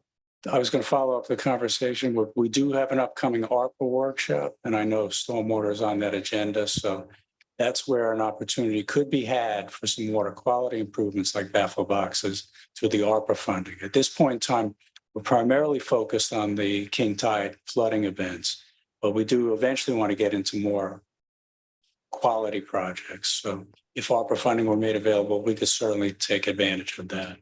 How much are you talking? I'm just curious, like, a 2% increase, is that $1 a year? Yes. So is there no It's about reason for us to $1.50. start collecting that $1 a year from all of our customers to help build up, or, you know, what we would need? Or is it just not going to be enough? Like the level of the cost to do those enhancements is just too high that we can't work our way up through? Well, some of them are high, and that's why we look towards grant funding to give you a good example, like Bryant Park. where to accomplish what we want to do there with stormwater retention and baffle box and all, would be over $5 million. So that's right now kind of out of the equation. And if we took on a project like that, the rates would go up much more than 2% per year. So those types of projects, we're looking at grant funding to Right. help with. And as I mentioned, the ARPA money, if that were to, some of that were to come our way, would certainly be helpful. But we're not considering any increase to help. So when we were talking about the blue bars before, it's not just to keep our reserves, it's to build up more money so we can fund. So we can those cash fund the stuff, project, right. yes. Mhm. As opposed to borrowing. And I had the same questions, looking at the overall fund. And part of this question would be for David as well. We sitting here are very conscious that we're coastal or intercoastal, that we're on the intercoastal directly, so we're very subject to sea level rise things that somebody further inland might not be. And that's one side of the equation. The other side is that, you know, we feel collectively pretty responsible to put as clean water as possible into the intercoastal to the extent that we can. So given that the fund is as good as it is, I agree with Commissioner Stokes, Diaz's question. Do we have any room that we can do that? And I guess your answer is, well, when you look at the amounts there, the working capital, the reserves, we're talking in the range 1 to 3 million. Our whole annual flow, cash in, cash out, is on the order of a couple million. It's a pretty small. It's a very small utility. It's a very small utility, and if you're telling us that one baffle box is a couple million. At Bryant Park, yes. Yeah. Well, which includes retention as well. Yeah. All the baffle boxes may be on the order of $250,000 to $500,000. So, and baffle boxes, my understanding of them is they're good at removing particulate stuff. They're not really moving anything chemical, so there may be heavy metals. It'll take some, yeah, heavy metals, and it will take some nutrients out with the particulate matter. Right. But Phosphorus goes out. But dissolved, nitrogen, phosphorus is not going to take out. Yeah. How many customers do we have? How many baffle boxes? No customers. Oh, customers, it's the entire city. Do we know how many? So Probably the same as the electric hookups. roughly exactly 25,000 roughly. Well, no, not that many, because the electric serves outside the city limits. Right. This utility is only limited to within the city limits because it's a non-ad valorem tax Mhm. on the tax bill. So it's a little bit of a different utility. So about 15,000 connections. So we raised it $1, we're only getting $15,000 a year. It's So it's not not much. enough to. Yeah, as I mentioned, it's a very small, it's a $2 million fund. It's a 2 personnel. And it also, thanks to Jamie holding the line on street sweeping, it also includes the street sweeping budget. Right. And that's a requirement because we just. It's part of the NPDES permit. Yeah, we have to document our street sweeping efforts. Has anybody ever collected data besides Commissioner Diaz on what our water quality looks like during storms as stuff goes out? Do we have any idea what's going out? Sure, does that, as well as Florida DEP. They've been analyzing the Lake Worth Lagoon for years to establish the TMDL, the total maximum daily load that's going to be allowed in there. So they've got a lot of sampling data. But that's in the lagoon. What about sampling what we kick out? They have to do that in order to determine what loads are going out. So, Okay. yeah, the DEP does do that, as well as Palm Beach County are. And do we look better than our neighbors? Are we cleaner what we put out than our neighbors? I'll bet we are a little bit. I bet we're a little bit, because we do have some baffle boxes already in place. And the native plants means we're probably fertilizing less, so we're probably better on phosphorus. Yeah, it's called low impact development. So, we've got a lot more of that than other communities. And we won't compare to C51, what that puts into the lagoon, so, yeah. Baffle boxes are really expensive, and of course, once you install them, you're committed to maintaining them and cleaning them out forever. So it's another thing to factor in, but I think similarly, on that note, similar to conservation and electric and water conservation, I think there needs to be more of an effort to educate people on, every day I see a leaf blower. Don't get me started on leaf blowers, but every day I see them, aimed straight towards the storm drain. Even this morning did an interview and a TV interview, and almost comically, every interview I do with Channel 5, there's always something in the background that pops up, and it's always a leaf blower, and it just gets blown right into the street. And I think, you know, we need to encourage our community to just do better on that. And I think it's more like landscaping contractors, because I know that is a huge burden on our storm drain system. Sure, the two people that I mentioned spend most of their time cleaning out catch basins. Yeah. Yeah, I had the same thought. When the first slide came up with the storm drain there, and it said, we need a charge for people who blow their stuff into the street. Yeah. It, Certain things like, you know, we love our poinsettias and some trees like that, but that those leaves, when they get wet, it's like cement. I mean, they stick together and it's a huge burden. So we gotta do our part. Great, very good. David, I think you have one Okay. more. There you- Yep, one more for stormwater, and that's just showing how the stormwater fee compares to other jurisdictions. So definitely on the lower end of the range. why is That's, West Palm almost twice than us? What, I mean, Capital improvements they're doing along Flagler, as we mentioned, baffle boxes and tide check valves and all that. They've got a ton of them that they're working on. So if we increased ours $100 a year, which we're not gonna do, then we would have some money to actually put towards improvements. But like, I think, like Director Shields points out, things like those technologies, you can pursue grants through, you know, groups like Lake Worth Lagoon Initiative and the county. and state grant. They, Right, and we are. Yeah. We pursue every grant available. right. But we have to have money to match them usually, right? That's where you have to be careful. I mean, and Bruce gets involved, you know, once we go through the grant application process to make sure that we've got the money available, or that we will from the cash balance. Well, I think you're hearing a consistent message from us up here that if a little bit of an increase would let us do better on improving our water quality going out, we would tend to lean to that. Especially because it's $70 a year. So if it went up by $5, if it went up by $20, it's per year. So it's, you know, if that would leave us some room to, like I'm thinking of the 18th Avenue South one, stick a baffle box in that one, especially if we're going to be pumping. Sounds like a good investment You for guys not will- much money. So if you want to look at a rate increase, David's showing it in future years.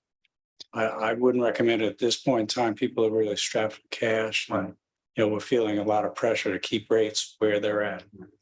Is there a study or the information available where if we wanted to put this technology, where do we even have the space to fit it in? Because they are, yeah, It's case by case. it's case by case. Yeah. Some of them we do, and some of them we've already got the baffle box designed, just waiting for the funding to go in. In College Park, for example, there's 2 or 3 of those outfalls where they're literally shovel ready. Okay. I do feel like, I know that our renters are feeling a large burden. I think the landlords have already passed on all their future cost increase to their tenants now. I can't imagine if they had to pay $15 extra a year on their property taxes for this, that they're gonna go and turn around and pass that on because they've already increased as much as they could.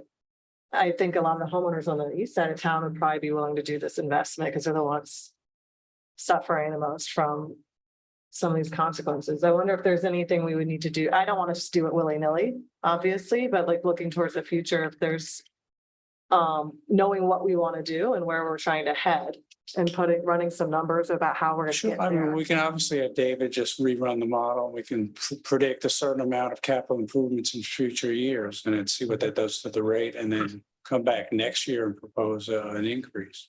Once maybe things have settled down a little. Mhm. I would love to, I think we're all interested in the future. We know how much we're being impacted by. Not a problem. We love to do projects and wish we had more money. Yeah. Okay, and the last fund is the refuse fund. So this is in a similar position as the stormwater fund. We do have stable revenue projections. think there's potentially some out year adjustments that may be necessary to make sure you maintain balances.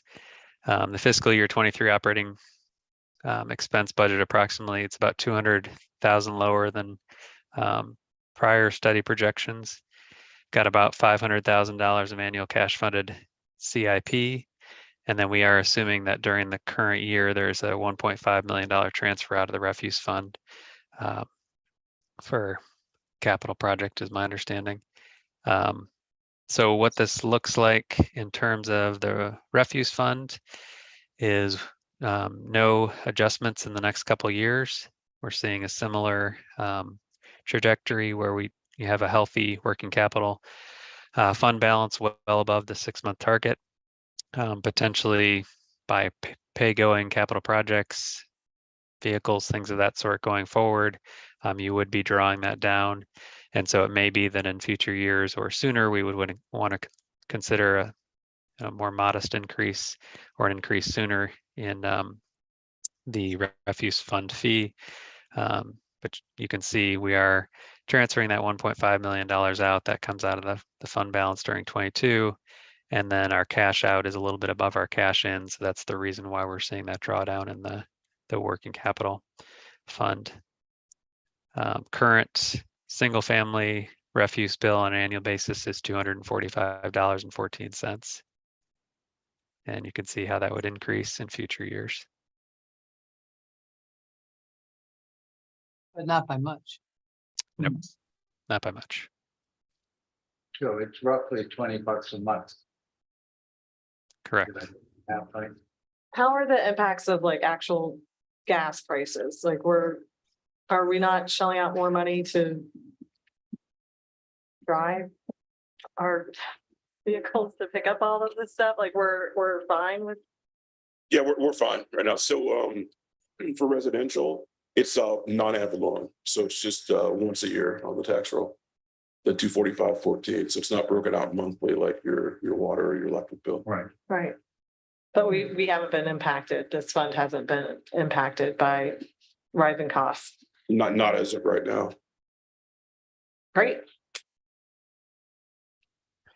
This is one that I definitely would love to take a closer look at in terms of, I know it looks good the numbers wise, but finding more money to improve the service, if you will.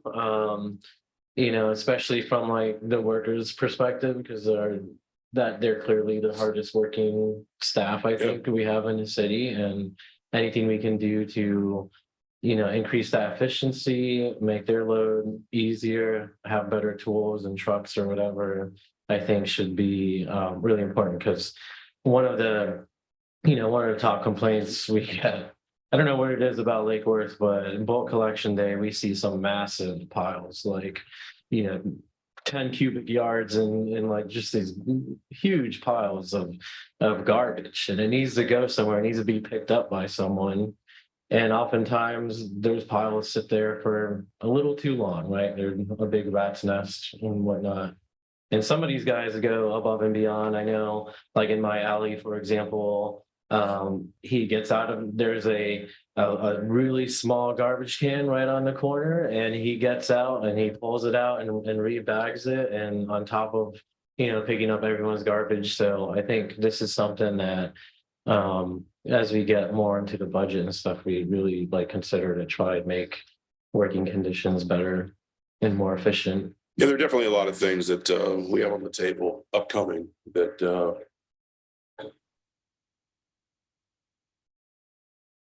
I'll leave it at that. And I keep staring at the transfer out, and then I look over to Bruce. Yeah. And does this fund, does this cover both the pickup of the containers and the recycling, but also the bulk? Yeah, so we have 4 basically parts of the solid waste department. So you have your residential collection, your commercial, your roll-off services, which is franchised out to waste management, and then the recycling portion. So all 4 of those are covered by that cost. And under one of those categories is picking up the bulk stuff that we do. Correct.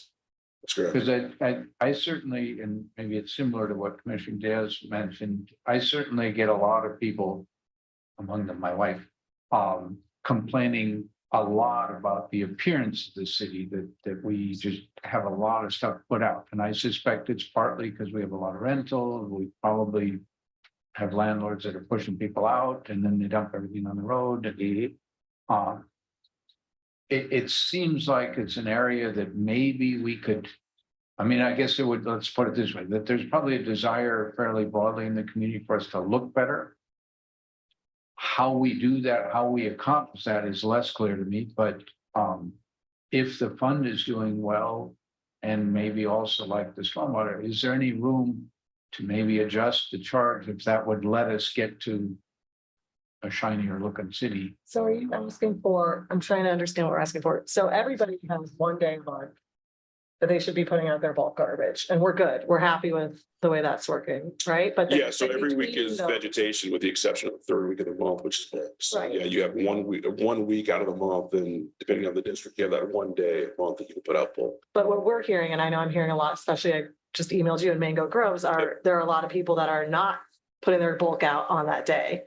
So do we have like somebody that is answering calls? Like if this happens, they can go, we're not like, oh, bulk garbage is in 2 weeks. We're gonna come get that in 2 weeks. We have somebody that's addressing that. Oh, yeah. Do we need more people to? There are citations that are issued for like wrong day, material put out on wrong day. So we have foremen that actually are pretty much traversing the city all day long because they're checking up on routes and everything. And during the process of doing that, when we get calls or when they see wrong material on the wrong day, they get the big orange swipe on them and photo documentation, everything else, and it's collected that day. And then citations are issued for those particular properties that do that.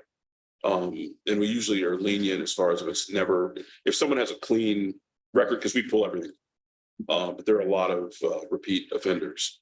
And you hope that after you get a citation or two, that they say, oh, well, maybe we shouldn't throw all these mattresses out here.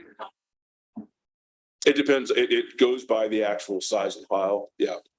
Yeah. So it's a per yardage type thing. Do we need increased support in that area? Like, do we need another staff position or?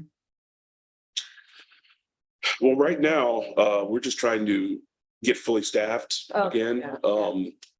It's not something that's unique to Lake Worth. It's industry wide right now. And it's just, we're not to the point where we have to do a state of emergency like Port St. Lucie did, where they have residents that have piles in front of their house that sit there for 3 weeks at a time. And now there's major rodent issues because if they can't get their trash collected and you're going on 1 week, 2 weeks, 3 weeks, you're not keeping that in your garage.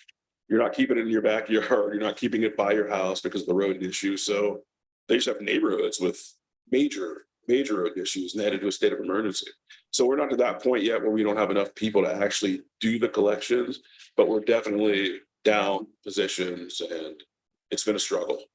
Is this part of union negotiations or is this separate from, because this is its own fund that's funded by a different fee, or is this? No, the employees in the solid and we call it refuge, but it's actually the solid waste recycling division. At some point, I'd like to retitle that because a lot of people just don't know what you're talking about.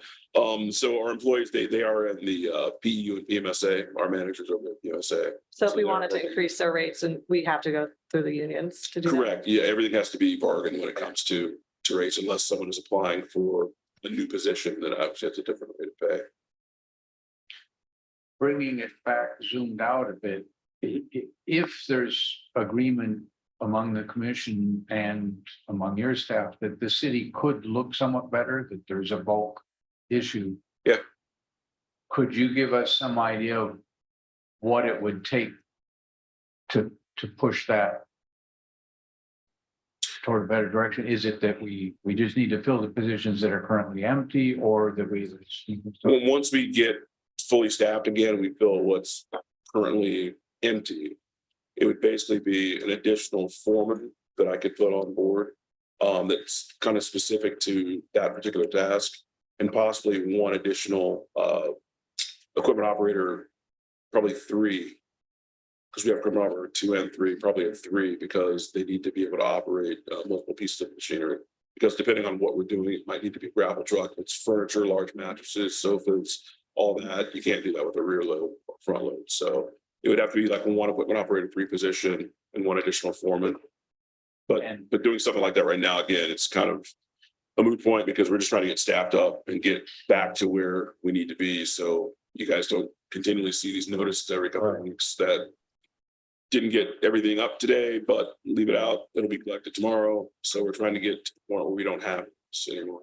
Are we going to have to be more creative in how we fill those jobs? Because, you know, let's be real, it's a really hard, difficult job. So it's probably not a popular thing that people are going to apply for. So I think, you know, can we offer more like continued education, like the CDL program? I mean, I'm not sure what. Well, yeah, that was big because you guys Yeah. approved that a few weeks ago, the MOU we did with the union. So, because we'll get a lot of applications and we put out the equipment operator 2 and 3, but that does require a CDL, the commercial driver's license.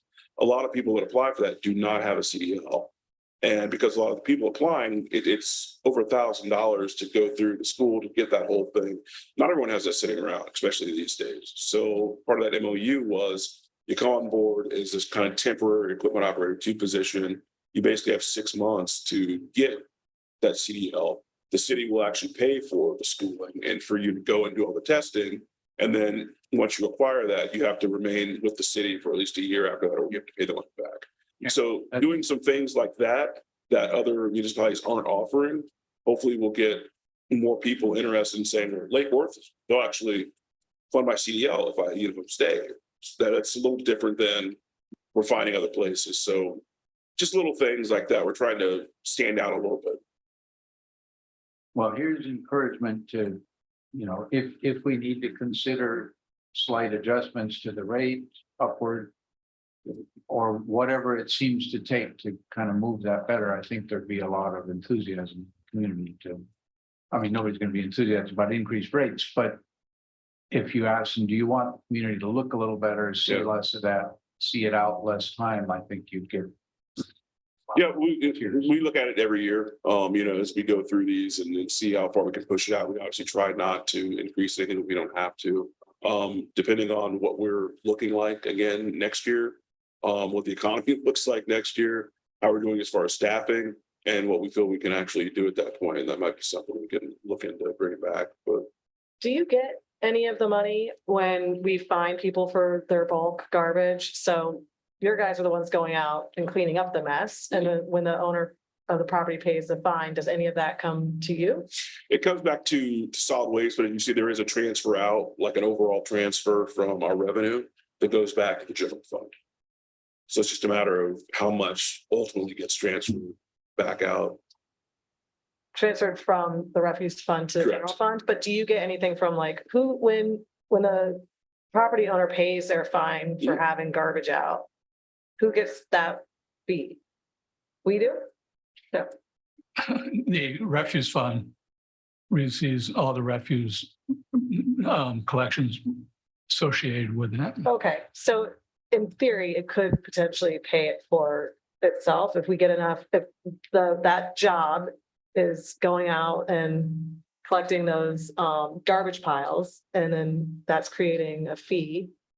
Yeah, everything, like Bruce said, everything refuse related, whether it's citation, whether it's the non-ad valorem payments, whether it's commercial and you're paying for your front load dumpster, all that comes back to the actual solid waste accounts.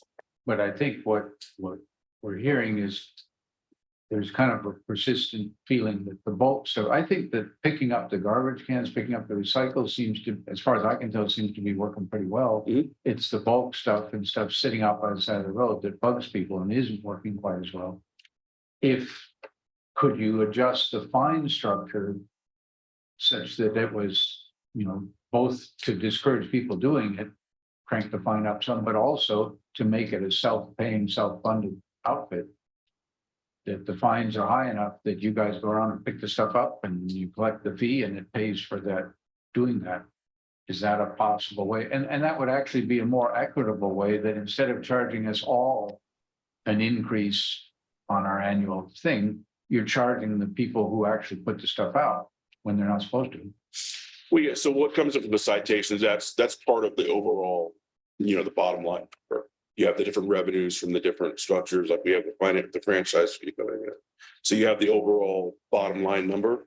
And I'd have to look and see exactly what we brought in last year, the previous year for the actual citations of the fines and everything. It could be a thing on your upper right expenses by, well, could be revenue by type. It could be one of the revenue things and it could be an expense. So you say, all right, what does it cost us to clean this part of the city up? And what would it take in fines to finance that? It does sound like it's not an issue of money, though. It's an issue of finding them. It's an issue of Bodies. personnel and actually finding the bodies. Can they get a bonus for every giant pile of garbage they pick up? That would be amazing. Union might have an issue. We'd have to collectively bargain that. But ultimately, what I was trying to get at was, we have all these different revenue sources coming in. And we also fund the positions out of that pot of money.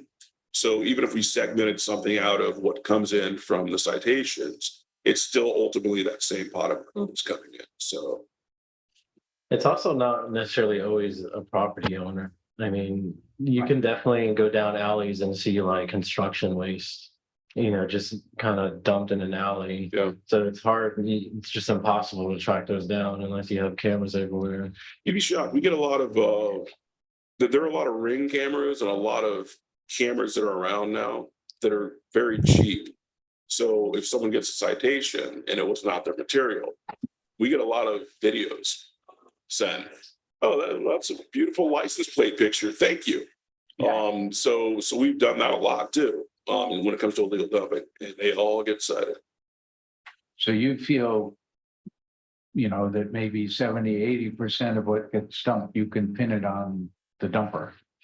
Yeah, for the most part, yeah. And a lot of times, especially when it comes to vegetation, if it's in an alley or something. It's not from 3 people.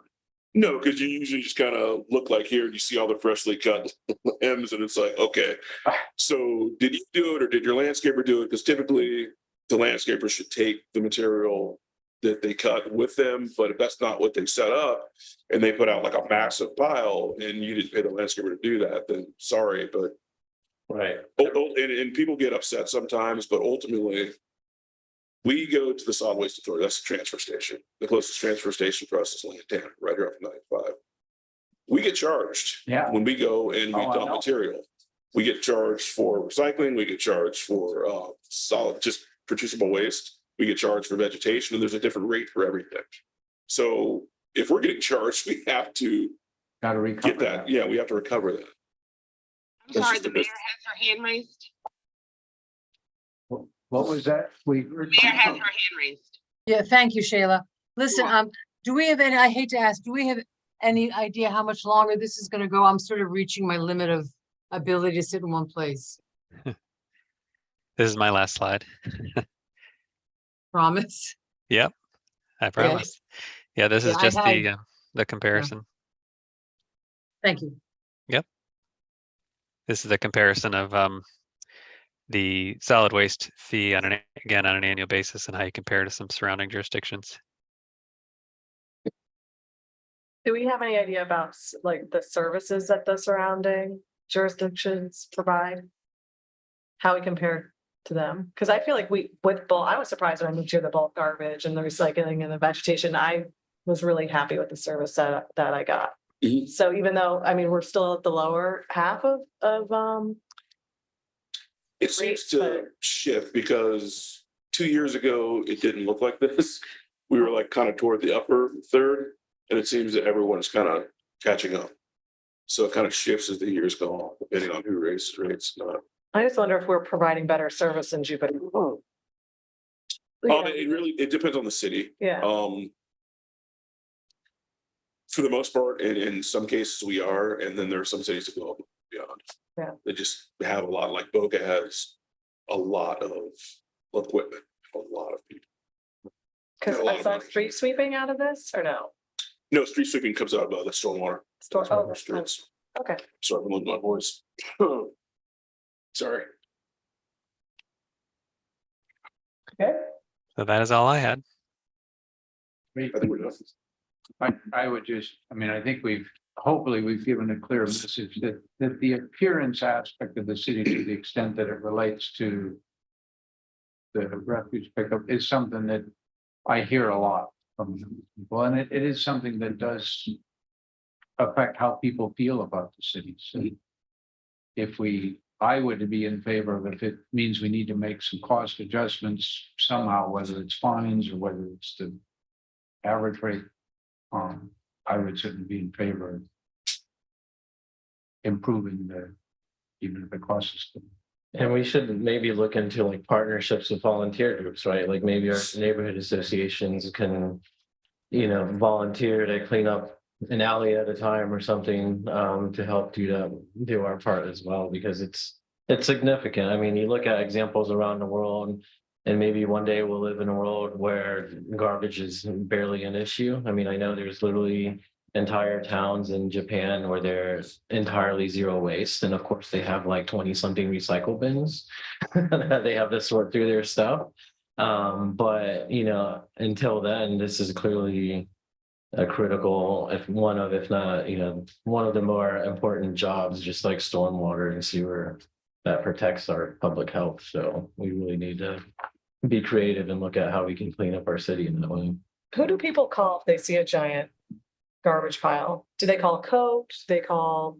They call the main solid waste number, Okay. the 7344 number. Okay, I would love to be able to push that information out to the neighborhood associations, because sometimes you might see it there for 2 days and it's not because your guys aren't timely, it's because you didn't get the call. Yeah. Is that 586? Yes, and then that's on the website as well. We have all the information on the website. When they revamped everything, we changed a lot of the site and kind of all the information, so it's very easy to access now. There's an email address, phone number, a lot of different places to call and report piles, illegal dumping, whatever it might be. And we get calls all day, every day. It might shock you, but the phone rings off the hook over solid waste. Yeah. Do you have any fancy automated, like to report this, just press 1 and it goes into? We have an email address that automatically, just same thing like to report a pothole or something like that, and automatically goes to a box that goes to 3 different people over there. And can So people send you pictures on that email address? Oh, yeah, absolutely. Yeah, and Absolutely. Yeah. Yep. The good thing is, even when we get calls, we're throughout the entire city every single day. Yeah. So usually when we get stuff, we've already sprayed it, we've already seen it, because we have so many routes going in every single district every day. One thought on that, I think something that makes a difference to the public in terms of dealing with the city is feeling like the city is responsive. And one thought that comes to mind is if somebody emails you a picture of a pile, and if you guys were to take a picture of the pile with the orange swipe on it, and it comes back to them within 3 hours or within a day, I'll bet it's like, wow, dang, they're on it. That would go, I don't know how hard that is to implement, but if one could do it fairly painlessly and without a lot of time. Well, don't they have Yeah. software out there? I'm curious about software for potholes and for anything like this that I've seen before. You know how if you order through Grubhub, it's like your pizza's being made, it's been picked up, it's on the way, but it's automatic. We're not asking staff to like do all that work. So is it like your pothole's been logged, you're number 400 in line, 400 potholes have been logged before you, but we're aware that it's been logged. Mhm. And then now you're 300 in line, or, is there software out there that can I'll bet automate? there is. We have an app that we utilize for work orders. So like for the pothole example, if it comes in through the office or through an email, one of our office manager or admin assistant, they will log it in, and then it creates that work order. And then one of our personnel in the field take a picture of it. Then once it's completed, they take another picture so it's complete, and then every time and date stamps everything. And then kind of closes that circle. So then we're able to reply back to whoever or what email address or phone number that came in from originally to let them know it's taken care of. But it doesn't send an actual photo of the repair after it's been completed back to that original email address. It's more just this has been complete. Mhm. So they know that whatever they sent in has actually been addressed. But we can look into how that would, I'm trying to figure out how we could make that. How we can make that work. It's gonna be more difficult with the solid waste operation versus if you're just taking care of a pothole or some kind of street issue. Because we collect those the same day Yeah. for the most part. So usually people call in, there's a legal dump and there's something here, there's something there. Within a couple hours, depending on what trucks we have in the area, it's usually selected and it's gone. All right, if it's that fast. And then, we obviously keep photo documentation because we get the calls when the citations come as part of the utility bill. I didn't have this out here, this was mine, it wasn't that much. And then we respond with here are the photos. And so people, I think they don't realize we actually photo document everything, time and date stamp, everything. So there's never any question as to how much material was out there. The ruler, everything's there. So they can do the math. And I guess, I think what I'm thinking is you're most of the way there in digital documenting of it. Yeah. And you probably have, if the photos, a lot of them, they're gonna have geo-referenced also, they're located, so you got that on top of the timestamp.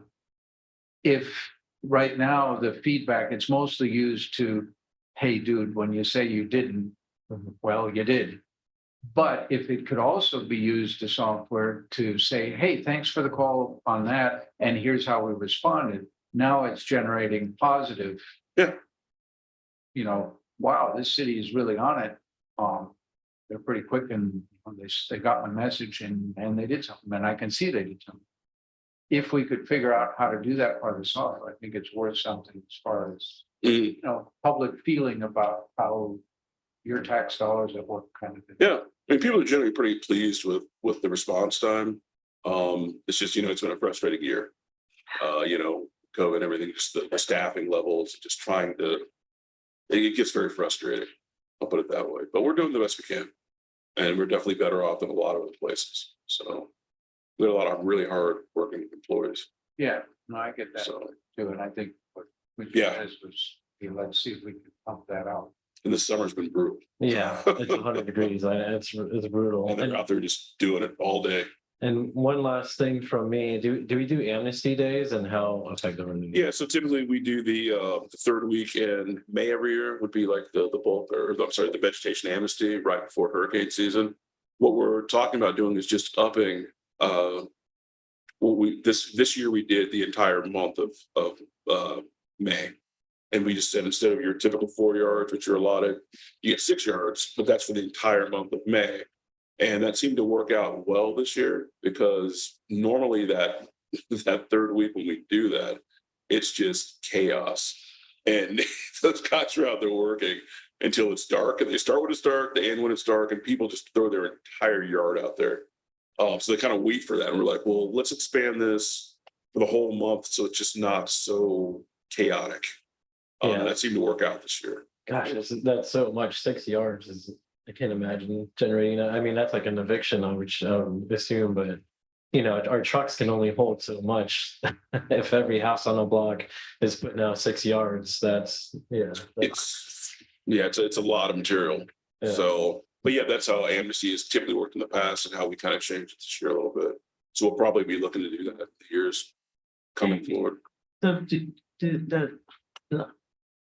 are there programs where the residents can bring their materials to the site that could eliminate the labor for you all picking it up? Are there opportunities? It's Because I know so some big, communities. so bulky. Most people are not, you can't load it in the back of my Prius. Yeah. Or it only happens once. And then I Or get thrown out. some bulk. It may not be a sofa or, large. Bring it where? Well, I know some communities, they will have maybe once or twice a year where you can bring your large bulk items to dump at the yard instead of, you all going out. We don't have a lot of space in the yard to like create like a large pile for like bulk items or anything like that. Because like I said, we right here is the transfer station, so it's easy for us because we're literally at exit just south of of Sixth Avenue. And the public can go to that. If you've got a pickup truck, you can take Yeah, it there, yeah, you but can it's take it there. long and slow. You gotta wait through the line. It's long and slow. But sometimes what happens with veg, especially if it's a really heavy day, we'll use the Northwest ball fields. Mhm. And because we can dump veg down there, we don't like to double handle material because it loses money. So, but in a pinch or when there's a storm, in past we've had a storm, we can't get everything there, or it's 3 days before we can actually start moving everything. We stockpile everything at the Northwest ball fields. Now we can't do that with garbage. Or I'm gonna, I'll throw a, you're gonna hate me for this, Jamie, sorry, but for vegetation, do we have, or could we have some pretty industrial chippers, and now you would have to separate like your Brazilian pepper and stuff like that and just create mulch? I'm sure we use, parks use mulch all the time. we do have a chipper, and we're about to purchase a second chipper. Hey, Jamie, if I can interrupt. David, unless you want to stick around, I know you're on vacation. We thank you very much. And So fascinating. so get back to the beach and we'll touch base. Thank you. Thank you very No much. problem. Appreciate And it. Thank you. along those same lines. Thank you for the I'm- opportunity. Yeah, thank you, David. Appreciate all the work that you do for us, really. Thank you. I'm Yep. gonna have to cut out. I'm pretty much at the end of what I can do in one position for this long. It's great listening to the conversations, so many good ideas. Once again, this commission rocks. But I'm gonna excuse myself at this point, and I'll listen to the recording at the end of it. But thank you very much. A lot of good ideas, and I very much appreciate it. So I'm gonna bid you all a fond farewell and see you on Monday. Thank you. Rest up. Take Thanks, care of Mary. yourself. Good Thank seeing you very much. Take care. Rest. Bye-bye. I'm doing that's all I'm supposed to be doing. Thanks. Bye-bye. Bye. All right, do we want to save the mayor the trouble of having to watch the rest of this recording? Are I we just about answer ready real to- quick. We have one chipper and we're purchasing the second one. Okay.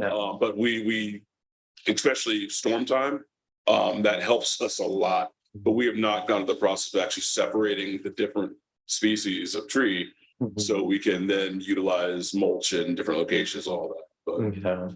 But I've had residents over the years a number of times mention that we used to do that you could pick up mulch up somewhere by the ball fields, and I think there would be a lot of interest. I don't know about the separation part, how we deal with that, but if that can be worked out, I think there'd be a lot of interest in the community to have at least some of this stuff shipped locally and people can go pick up mulch. Especially when you have a lot of people doing the native landscaping and things, mulches it, and it helps with the stormwater because it keeps some of the stuff from going down the drain. Could you do in other communities that had, I think, community composting, things like that, you have a special container, some way of saying, okay, this is for this purpose, because I think it's the separation of it all that feels. yeah, the well, most like intense. Commissioner Diaz was saying, I mean, Brazilian pepper, there are certain species of tree that you don't want to mulch. Yeah, Yeah. It does not make good mulch. I just wonder if the residents could do the separation. And then we would know, oh, this is the day that I'm going to pick up the good mulching. Usually, I think residents are not going to be as diligent because there is there's a really great app that we use called Chip Drop, which is it connects people who are into like food forestry and stuff like that with, tree service like Zimmerman, for example, and it'll be like, oh, I need whatever X amount of yards, and they'll literally drive a truck to your property and dump out their mulch. Yeah. It's good Oh, stuff, but they have to go through the process of pulling out pepper and all the category 1 invasives, and maybe that's something, at least for our properties, for public works and, our parks and stuff, might be something to consider. Or the little lagoonies. Come on. Well, keep that one in mind. Absolutely. Yeah. I listened to everything you guys said, so I would definitely look at the citation fees, and we still have the schedule of fees we need to bring to you guys. I don't know if that's next week. I'm not sure which budget workshop that is, but I know it's coming up. All righty. Do we have to adjourn? You do not need a motion to adjourn. No? Okay. Well, we are adjourned. Thank you all. Thank you to all of the staff for Thank you. keeping us informed.